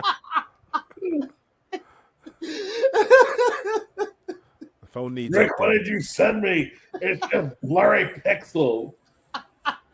Oh, you would send them to me. I'm sorry. Oh my gosh. But so yeah, he's absolutely out of his mind. I don't understand what's going on with him. Like it is some kind of crazed old man spiral. To be fair, if he was just joking, like that is the joke. that a man of a certain age would make when he walks into a room and sees his friend recovering. Yes. Yeah. So, And but like you know what the world is right now. Like you're inside. Nobody knows about your personal like rapport with Jim Ross. You don't need to be going out there. It's like look, he wasn't nobody at his knew hospital bed. He was on Twitter. Nobody know. Like there's an amazing story about when Rick was in the plane crash. He was in the hospital, and Wahoo McDaniel came running into the hospital because his best friend was just in a plane crash, but they were feuding on TV. So the orderlies tackled him because they thought he busted into the hospital to finish him off. Like, get that Indian away from me. See, my initial thought when I read that was he was just this is the tweet of someone who has no idea what's going on and like was listening to a JR podcast or something, and he just heard something that made him think that he was going to type that with no context behind it of what had just happened the day before. But now that Kev said that, I think he's right. Why is everybody so upset? We'll get another job. Oh my gosh! Locker room humor, tasteless, classless, and only funny to the two people that know what the joke is. Like, everybody, 46 years old, the world can kiss his ass. The world's entirely too soft. I'm a Gen X baby. We weren't built bitch made like these little runts running around. Ric Flair, go rub some dirt in your eye, you little sissies. Ric Flair is uncancelable. Yeah. Look, if he hasn't gone down after what's happened, what he's done already, this guy could release a crypto coin tomorrow and be fine. Like, there's Did you see he has alcohol? Yeah, of course. There was already a Woo coin. Oh, there was a Woo coin. You're right. Wow. You got hot Tua, and I got woo. Did you see though that he's selling his own brand of alcohol now? Oh, Jesus. Yeah. Ric Flair Spirits. He has alcohol. He has weed. He has mushroom juice. There's Flair vodka. Wow. There's Flair gin. There's Flair bourbon. There's Flair tequila, and there's Woo ski. Hold on. Tequila. He doesn't. Why would you invite that evil on yourself, Rick? Because Ric Flair has no idea. There's only one wrestler who's allowed to make tequila. Yeah. No, it's the final boss. Yeah. Ric Flair is not sitting back there picking out the spirits that he sells. Ric Flair signed a deal to give his name to somebody. Yeah, somebody put a contract in there. He's like, "You gonna give me money? Okay." He's not even. Just say my name. I'm wineries sorry. in Thailand. Nobody even blinked at Wooski. Because everything's like Flair vodka, Flair gin, Flair bourbon, Flair tequila, and then it's Wooski. That was the only reason this deal was signed. There's no other. They just added the other stuff on after. Because Flair has wings. You can get Woo wings. The Imagine that drink. pitch meeting. Okay, but did you know like what Woo wings? Like Woo wings were like you would order wings from like your local like restaurant, and they would just put them in a Woo wings it was like container. Yeah, it was like Beast Burger. Like how the time that there was when I was delivering for Uber, there was one that was like this real nice. It looked like a real nice pizza place, local joint, and then it was Chuck E. Cheese when I went there. There's all kinds of that stuff going on. But yeah, and then the drink that he sold was a mushroom-based drink, but mushrooms. You know what I mean? Mushrooms, Mar. It was a mushroom-based Woo Energy was the cause of the zombie outbreak in The Last of Us. But I'm like, because everyone's talking about the fact that like he still works for AEW, and like Mole was talking about it, and he's like, I have no idea if he does or not. Like nobody does. Nobody knows if he works there, but he keeps saying that he works there. Well, so is it possible that he doesn't actually work there? He but does they work think there. that he does. Yeah, he work said there. that he does work there. Because I know he said it. They blocked him from WWE wanted to use him with Charlotte earlier this year, and AEW blocked it. So he works. He is at least contracted to them for a certain amount of time, regardless if he shows up to work or not. I assume. Oh my goodness! All right, Is it possible? I'm sorry. Is it possible that Ric Flair is trying to get out of his contract by like sabotaging on Twitter? Like, no, He's not that okay. smart. Hey, No, you know what? he wants the free money to keep coming in. I Okay. mean, he's being paid. He's being paid to exist at this point. Prostitution on Twitter is that's a crazy thing. So long as capitalism lives, Ric Flair lives. You know, Ric Flair, I mean, Brad Becker in the chat brings up a good point that might throw a wrench in the idea that it was just a fun joke. And it's him and JR. Remember the 2K13 thing, the roster reveal? He got JR fight. They don't like each other at all. Those two are not friends. Really? Yeah, did you never heard JR talk about the I remember there was something with the 2K, which is why JR got fired. Oh, because he talked about Vince sharding himself. Yeah, Flair got drunk. And got drunk Jim on the Ross panel. was supposed to control him, and and Flair told him he wasn't going to get drunk, and then he went and got drunk, and he got JR fired. So yeah, I'm sorry. If Ric Flair tells you he's not going to get drunk and you believe him, you deserve to be fired.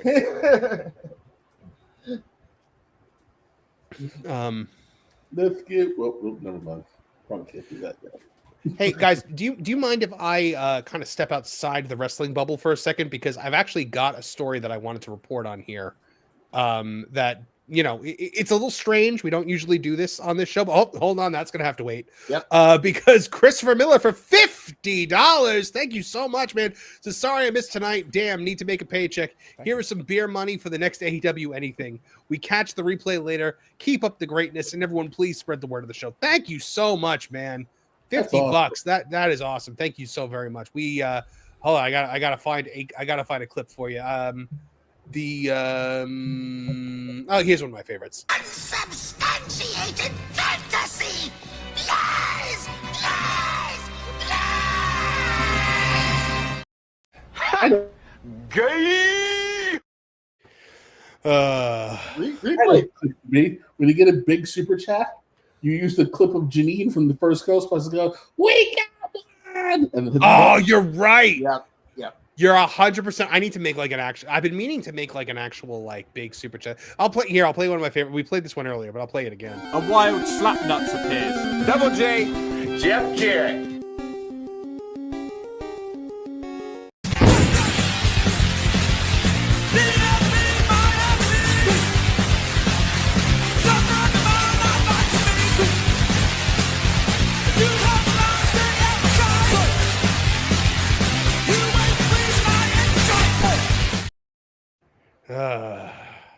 Amazing how it so perfectly goes along with it. So sad. What are you gonna say, Dis? I was gonna say the replay gang is coming in hard tonight. Seriously, guys, thank you, Replay Gang, for coming in and making your presence felt and contributing to the show. We really, really appreciate it. So, guys, if I could step outside the wrestling bubble for a second, I need to talk about something, and that is that The Last of Us season 2 finale ratings revealed a major drop as HBO spins a 55% audience decline. Now, this is important, guys. Trust me on this one. Now, according to data shared by HBO and reported by Deadline, the season 2 finale of The Last of Us, which aired on HBO Max and HBO, drew 3.7 million cross-platform viewers in the U.S. on its first night. Now, while that number may seem strong in isolation, it represents a 30% drop. Now, that's not the important thing here, guys. You know what is? Cross-platform numbers from HBO Max. So, here's the thing, guys. They release numbers when there's something to brag about. Oh, yeah. Yep, did it with NBA too. But wait, hold on. I've been told that the max numbers represent 99.999% of the world's most important demo of me. And that means that 70 trillion people watch AEW live. That's right. On Max. 70 trillion. Everyone who's ever lived ever. Because you million people on the knows planet. when you're sleeping and it knows when you're awake. Oh my gosh. So just wanted to point out that it is possible it is very, very possible to actually know what happens on Max as far as numbers go. Speaking of which,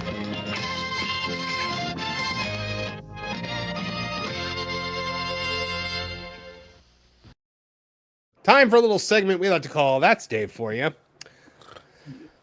This weekend, Dave Meltzer believes that Tony Khan is winning the Booker of the Year for 2025 so far.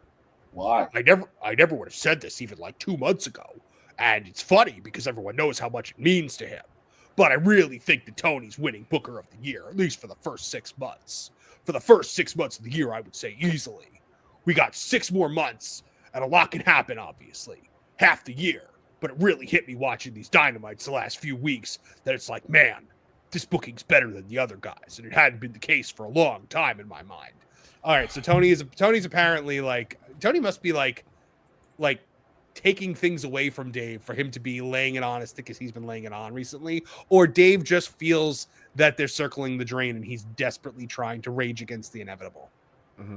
Mm-hmm. Well, there's that, and I think there's also the fact that, you know, his best friend Dwayne is probably not best friends with Triple H, so Dave might feel comfortable crapping on Triple H, whereas he wouldn't feel comfortable crapping on WWE management, right?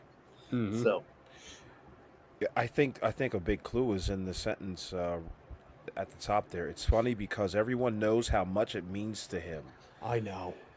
Which is funny because everybody knows how much it doesn't mean to Triple H. Exactly. And everybody else in the wrestling community, Dave Meltzer and Tony Khan have like a symbiotic relationship. Like they need each other to exist.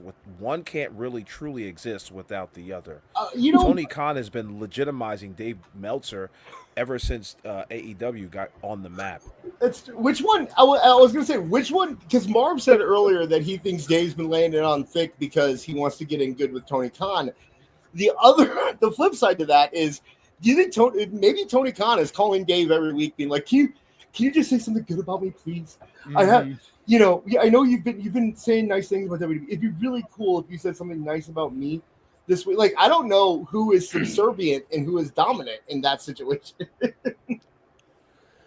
Yeah. So, all right. So, we're not going to get into sub and dom talk. Marv, is that what you're saying? Moving on. So this one got Raw center. Is Meltzer Quado? Body? Stop. Raw set a record low on Netflix for the show on 6/26. Story coming soon. He tweeted and deleted that. Yeah. Now we have heard rumors of a 2-point-something million worldwide, which is abysmal. So who knows? But he tweeted and deleted. So that should this Alfred thing I got back here, is that the one we already played? No, it was another one, but you weren't sure if you're going to play it anyway. So if you can do it or not, then it doesn't matter. What is it? It's the one about 2300 Arena WWE. Oh, we did play that one. Okay. Yeah, we played it already. All right, so we got some Dave video here. So let's see what he has to say. Worldwide, but the and that's by their claim. Yeah. So what? It's slowed down in the next video if you want to hear it. Hold on, I want to hear it. I want to hear it fast. I want to hear it fast. Worldwide, but the and that's by their claim. Yeah. So hold on. Anyway, he has no idea what his phone is. Let me just get this. Does he not know how to turn his phone off? Or turn it off? Wait for Brian. Got it. All right. Okay. So, anyway, all right. So we have this slowed down now, right? Yes. All right. Hold on. That's by their claim. Yeah. Andrew Jackass. Incoming call from Andrew Jackass. Yes. So, if you knew him, you'd say the same thing. We might know him, Mark. Wait, Awful. What were your choices? There's Baydala. There's that's Zarian, probably it. That's probably. And there is, who was the third guy? It was Andrew Badala, Andrew Zarian. Was that? Yeah, and then there was another guy. Andy Dick. Yeah, that's right, Andy Dick. Andy Dick. He wouldn't have had to change that. I love how he has the old, like, it's such an old man folk because he's got the ringtone that comes preloaded onto your iPhone. I didn't give a damn about changing it. And also it speaks aloud the name of the person because he's so old he can't look. Does it have a cover? No case. I like his Vegas lounge lizard mic. Well, yeah. A full cast and couch experience. All right, so let's see what else. This is Dave Mexico. So let's see what this is about. Alberto. Okay, also, so the AEW number. Well, we'll get to that, but what's up with Alberto? They did a big angle today with Alberto and El Vikingo. Not El Hijo del Vikingo, but the father. They were on some show, and Alberto beat him up. And I guess I haven't seen the angle. I'll look for it. But apparently it was very convincing because a lot of people, thought it was like, the Letterman and Andy Kaufman and Jerry Lawler thing. Okay, can you pause it real quick? Ago. Okay. Okay, so right now we've established he is saying that Mexican fans aren't the smartest fans in the world, right? Right, because they think wrestling's real. Because they think this is real. I just wanted to set that before we get further in this. Okay. Where, they did the angle, and I don't want to say everybody thought it was real because a lot of people didn't. I think even most people didn't. But whatever it was, it's being reported in a lot of places that this is not staged. And, they've got that match on Saturday at Juan de la Barrera Gym. So, it's interesting. Alberto is, that's the basic story is that angle. No, I don't know. I don't know what you're trying to tell me. He's gathering his thoughts because he's about to talk about how WWE insulted Mexican fans by announcing that Vikingo was going to be the champion before the match happened. But he also just insulted Mexican fans by telling them that they're dumb enough to believe an angle that happened on a talk show. Hold on. Has gotten much, much mainstream publicity with people thinking that it's maybe real, and it's being reported in many places as is real, even though obviously it's not. That's building up that their show on Saturday. But the other thing in Mexico is that they're saying that the match staged, the Saturday match, and that they already know who's winning. So, yeah, no crap. Is he being coy? Is he being like cheeky? Because Dave has a tendency of doing that. I'm sorry. Like, you love AEW where they go from work to shoot every 2 seconds in these press conferences. And this is the insulting thing? Yeah, absolutely. Because it's not AEW doing it. And that's unfair to Tony. And frankly, you should know better. AEW Neckbeard says it's because AAA fans aren't the smart fans. The CMLL fans are the smart fans. Oh, right, of course. How silly of me. That's true. It's so dumb. It's so dumb. That's been the negative of the angle, and I think this is to combat that. I think that's part of the reason they did it is to go there's a real fight, and these guys really hate each other, and how is Alberto going to do a job in this situation? When who is thinking along these lines? He just went from saying that. It sounds like it was about as successful as it's going to be. After that giant faux pas where WWE believed that as long as we don't put it on Netflix in Mexico, no one's going to know. That's everyone knows. So there you go. There is telecommunications in Mexico, I'm afraid. I think that, and especially in 2025, I hear.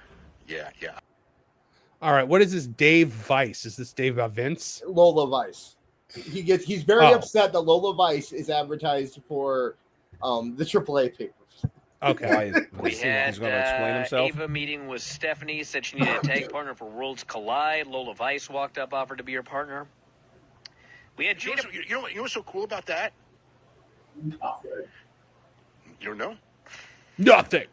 Wow, he actually woman expected from an NXT answer. on the poster for that card, besides Stephanie, was Lola Vice. How about that? Yeah, it's like, Well, she was clearly going to be on the show one way or the other. It's Lola Vice, for crying out loud. There's no. Why would she be on the show? Because she's Cuban. Cuban. She's Cuban. Cuban is. Mexicans and Cubans are not the same, Brian. It's. I find you're very racist, Brian. Cuban isn't Mexican, Brian. All of these worlds are colliding.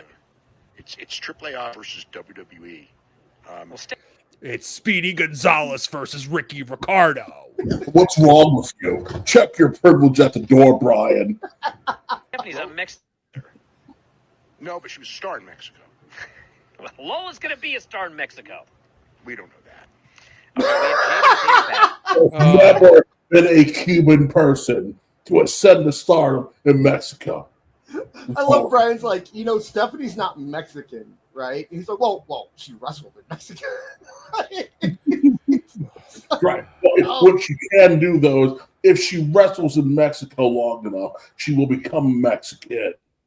It's like drinking a vampire's blood. God. All right. So this one is labeled Dave WWE Mean. Yeah, WWE's mean. I mean, it's like WWE doing one NXT show at the 2300.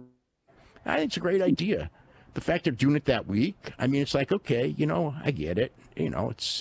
But it's like, I don't really anticipate that they. The biggest mistake I made. The biggest mistake that I made with the Dave Meltzer puppet is that I gave him the big googly eyes. I should have just given him little tiny black buttons for eyes because look how tiny his eyes are. Hurt AEW much, if at all. I don't think. Like, how does he see? He doesn't. Mr. Magoo. Oh, Magoo, you crazy old codger. At all, really, on Sunday.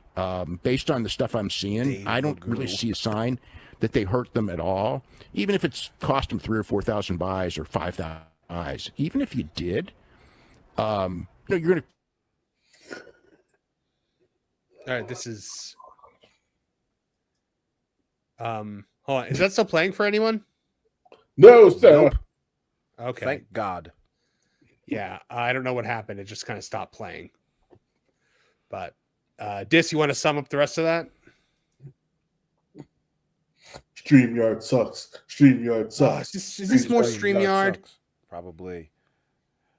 Well, essentially, wasn't Dave Meltzer just alluding to how just kind of like enough is enough. They've already established themselves as the far and away number one. Why are you picking on these little guys? All right, so I wanted to go through his Double or Nothing star ratings to kind of end this segment. So let's see if we're able to actually do that. If it will let us do that. Why is everybody always picking on me? All right, so is it going to let us actually play the damn thing? No, it's not. Dang. All right, so I will just read them off. So let me just pull it up. Let's see. Dave Meltzer, Double or Nothing star ratings. Okay. So have you guys seen these star ratings? Awful, I know you've seen them yet. Yes. You've seen them already. Dis, can you hear us now? Second. This whole thing's dying here. Give me a second. Okay. Dis can hear it like I can see. Okay, so I am going to give you guys the match, and then you tell anyone but Awful. Tell me what you think the star rating, or what do you think a reasonable star rating would be? Bandito pre-show Bandito, AR Fox, and Los Titanes del Aire versus RPG Vice and CRU. Who? Yeah, what? What the hell is RPG Vice? I don't know. Rapungi Vice or some shit. Ugh. I'm gonna say, music. Just for the sake of moving this along, 3 out of 70 billion stars. 4.25 stars. That's right. 1 1/4 stars for people not knowing who in the hell we're talking about. Amazing so far. Yeah. Now, how many stars did he give? He gave Undertaker and Shawn 4 3/4 stars, by the way, at WrestleMania 25. So just let that be known. All right, main show. Mercedes Moné versus Jamie Hayter. What would you say that would get? 22 million, but they're women. So I'm going to go with 3. 4.5 stars. All right. The world is burning right now. 4.5 stars. So better than anything, better than anything Kurt Angle's ever done, better than anything The Undertaker's ever done, ever. Mercedes Moné and Jamie Hayter. FTR, all right, FTR versus Nigel McGuinness and Daniel Garcia. Nah, it's Nigel, so 4.5 stars. 4.5 stars. Good one. Ding, ding, unbelievable. We watched this damn thing, didn't we? We did. I watched. Did we think anything about anything aside from 4-star restaurants? that I was ordering from. Yeah, I mean, god damn, none of these I've seen the ratings. I've seen the stars. Yeah, just keep going, Marv. We're not going to guess anymore. I just want to get through these. Yeah. Ricochet versus Mark Briscoe in a stretcher match. Oh my god. That's like 10 stars altogether. Simultaneous starring. 4.5 stars. God bless it. The entire show is 4.5 stars. Is he stuck in repeat? Is he having a stroke? Hey, Dave, what do you think about that? No. It's okay. It's okay because 2 black guys came out next and it reset him. Oh, shit. Never mind. The Hurt Syndicate versus the Sons of Texas, 3.5 stars. Oh, the melon is just way too high in here. Which I think is the worst. I think that's the worst rated match on the show. Yes. Okada versus Speedball Mike Bailey, 4.5 stars. So there are 3 matches that would make you go, those are awesome. 3 matches on this show so far. So we're looking at WrestleMania 17. A quarter of a star shy of Undertaker versus Shawn Michaels. Good Lord. What did Shawn Michaels versus Kurt Angle at WrestleMania get? I got to look that up. Kurt Angle versus Shawn Michaels, WrestleMania 21. Meltzer star rating. It got 4 3/4 stars. I was gonna say 4.5 stars. Wow.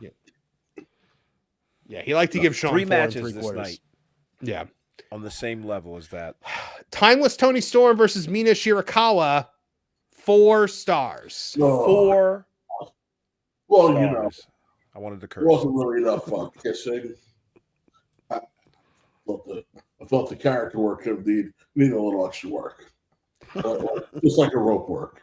Kenny Omega, Swerve Strickland, Willow Nightingale, and the Ops versus the Death Riders and the Death Riders and the Young Bucks. Anarchy in the Arena.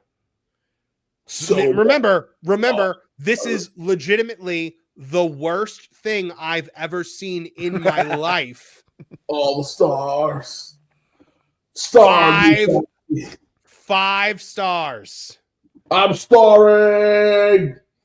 This nonsense, staple filled, all over myself.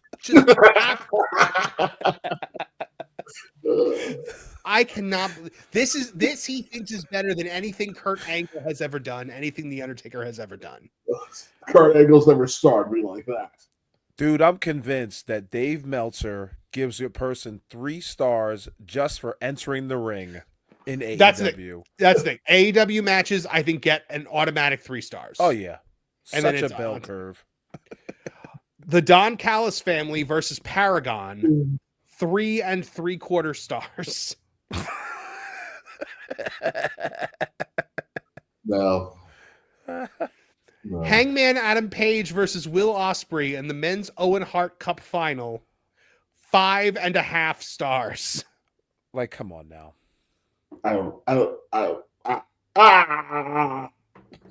That was the match that dragged on forever, and nobody paid attention to in the audience. And in fact, it was the match that a lot of people walked out on.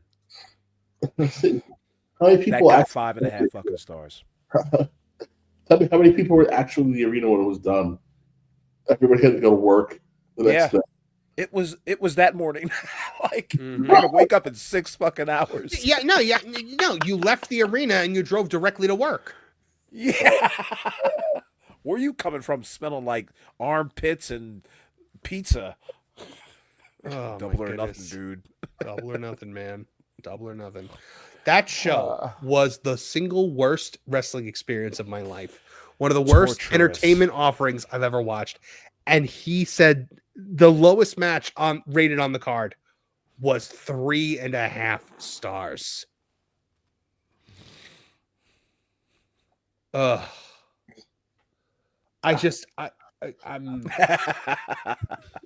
What do you do? Like, how do you explain it? Like seriously, explain it to me like I'm fine. Because I watched you watch it, and you guys look like you were in agony. And I watched other people review it, and the most they got was more people searched AEW on the internet that day.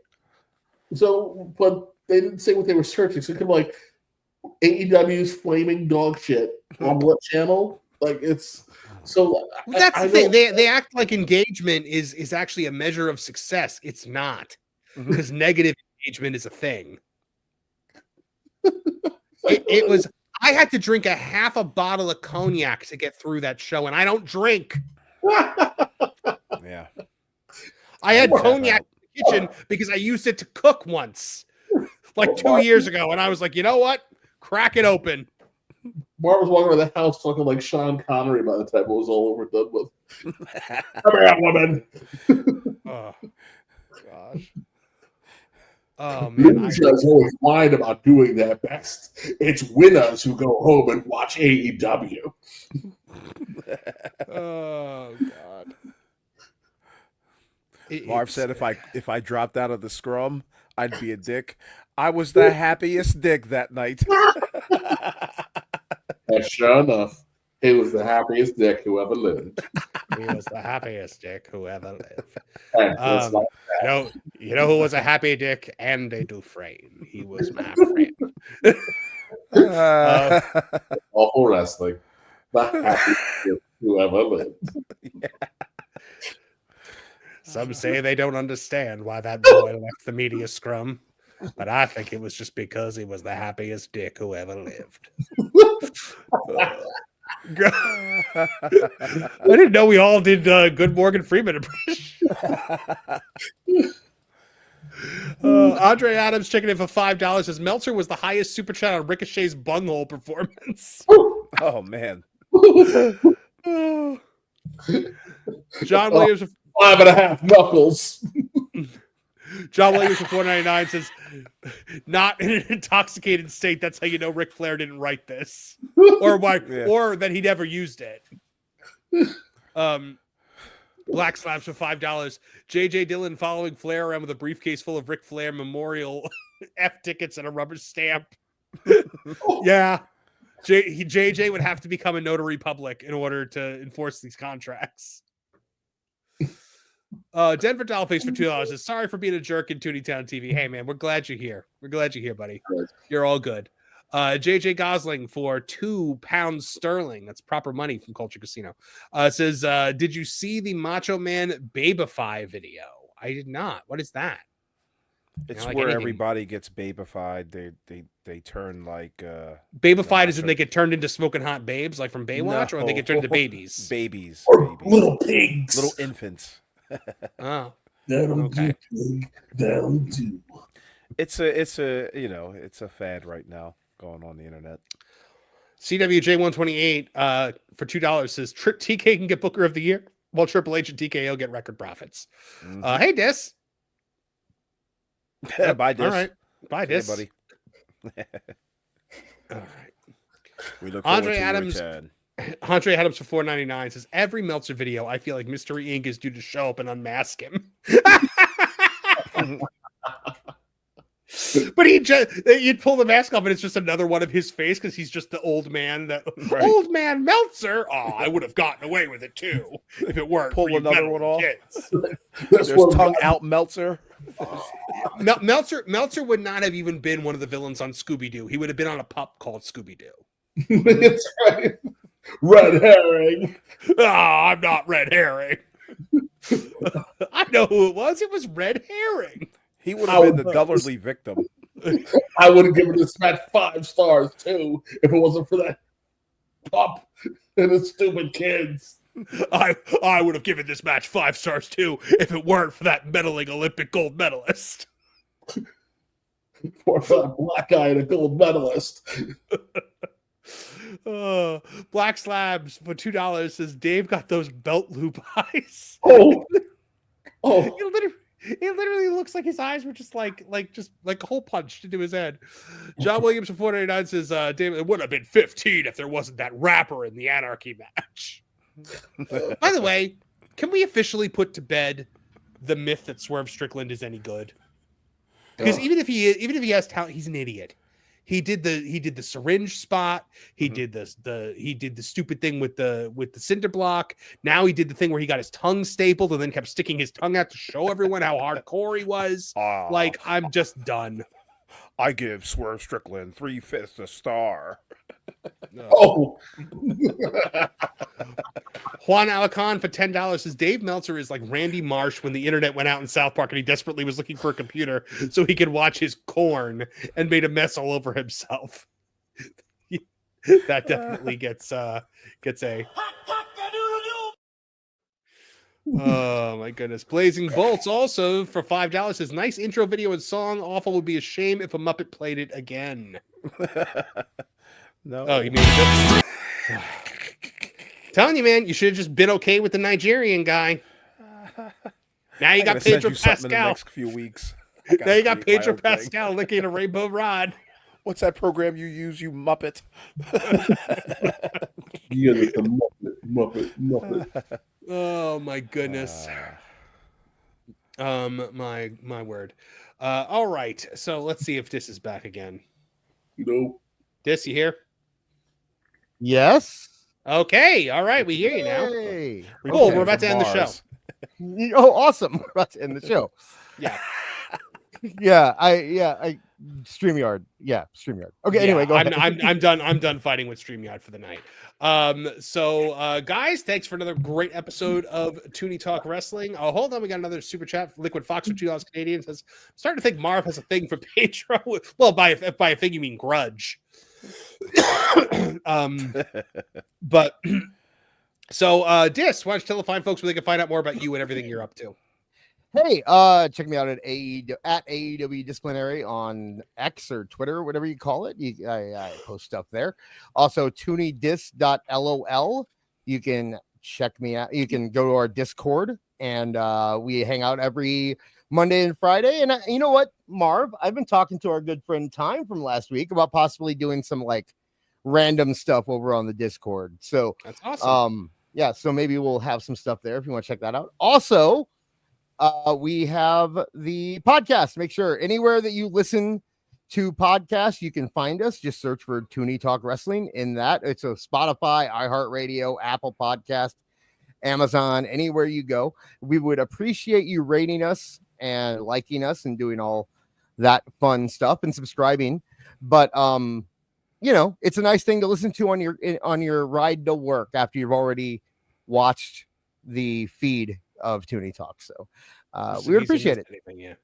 All right, Awful. You have a YouTube channel. How's that going? Tell fine folks about it. It's going all right. I've crossed 500 subscribers. Look at you. Is awesome. Yeah, that was pretty cool. Yes, episode 3 for Death of AEW is online and on the YouTube channel. You can also check me out on at Awful Wrestling, AEW FUL Wrestling. And I want to make mention, because this doesn't bring it up enough.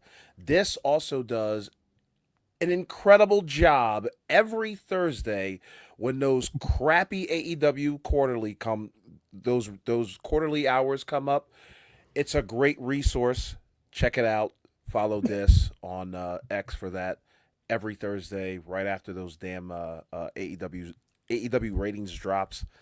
You know, he's got the skinny on the quarterly hours, and they're free to share. You know what I mean? You won't be called a dipshit for doing so. Which is literally the only reason I do it. For anyone who keeps messaging me being like, can you do the NXT breakdown or I only do it out of spite. That's the one reason.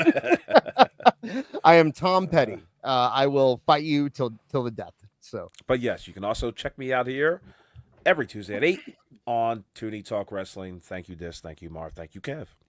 And I'm sure Kev would tell you that he has nothing to plug, but he's on the Pro Show periodically, and he's got some big stuff coming down the pipe as well. Guys, big week for Toonie Talk TV this week as our 1-year anniversary show.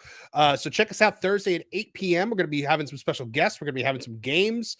It's going to be a fun night. So make sure you guys are there Thursday night, 8 p.m. over at Toonie Town TV for Toonie Talk TV.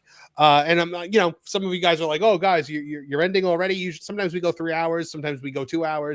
Tonight is a 2-hour night just because we can't deal with these tech issues anymore. Plus, there wasn't really a lot going on in wrestling this year. There was actually a lot going on in wrestling. It was mostly the technical issues. Yeah.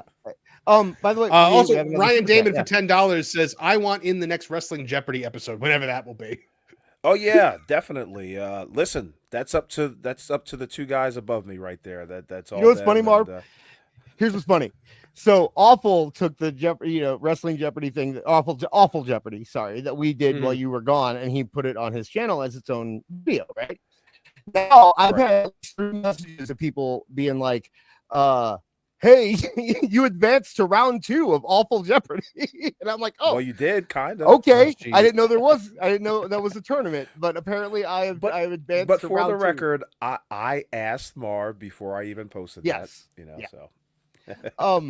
I guess speaking of that, I guess I should plug one more thing. On Sunday, I'm gonna be on Alt Jake on Twitter, his Twitter space for about an hour or so. So if you want to check me out there, I'm gonna be representing the show. I was the 3rd choice. So I'm very excited. Who were the first 2? Well, I mean, you and Kev have already been on, so I was the 3rd. Oh God. But don't worry, I would pick Kevin Awful before me too, so it's totally fine. It's affirmative action. Yeah. Front lines. Also, they're cool. I'm not, All right, guys. Well, thank you guys for joining us. Thank you to everyone who chatted, everyone who super chatted. Big thanks to AEW Neckbeards, man in the chat, our mod extraordinaire, wise man of this show.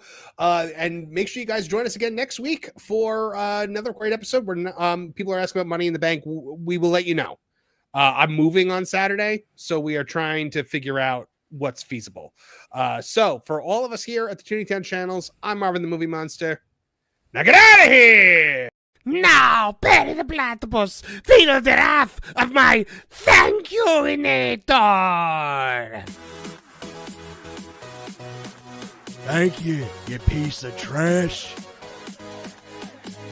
Thank you. Thank you.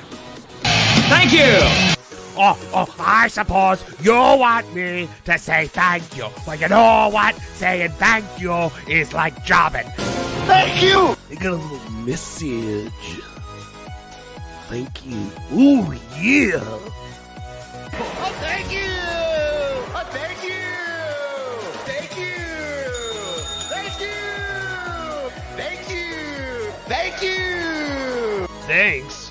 For what? Hi-ho from all of us here at Toonie Town. Thank you. And viewers like you. Thank you.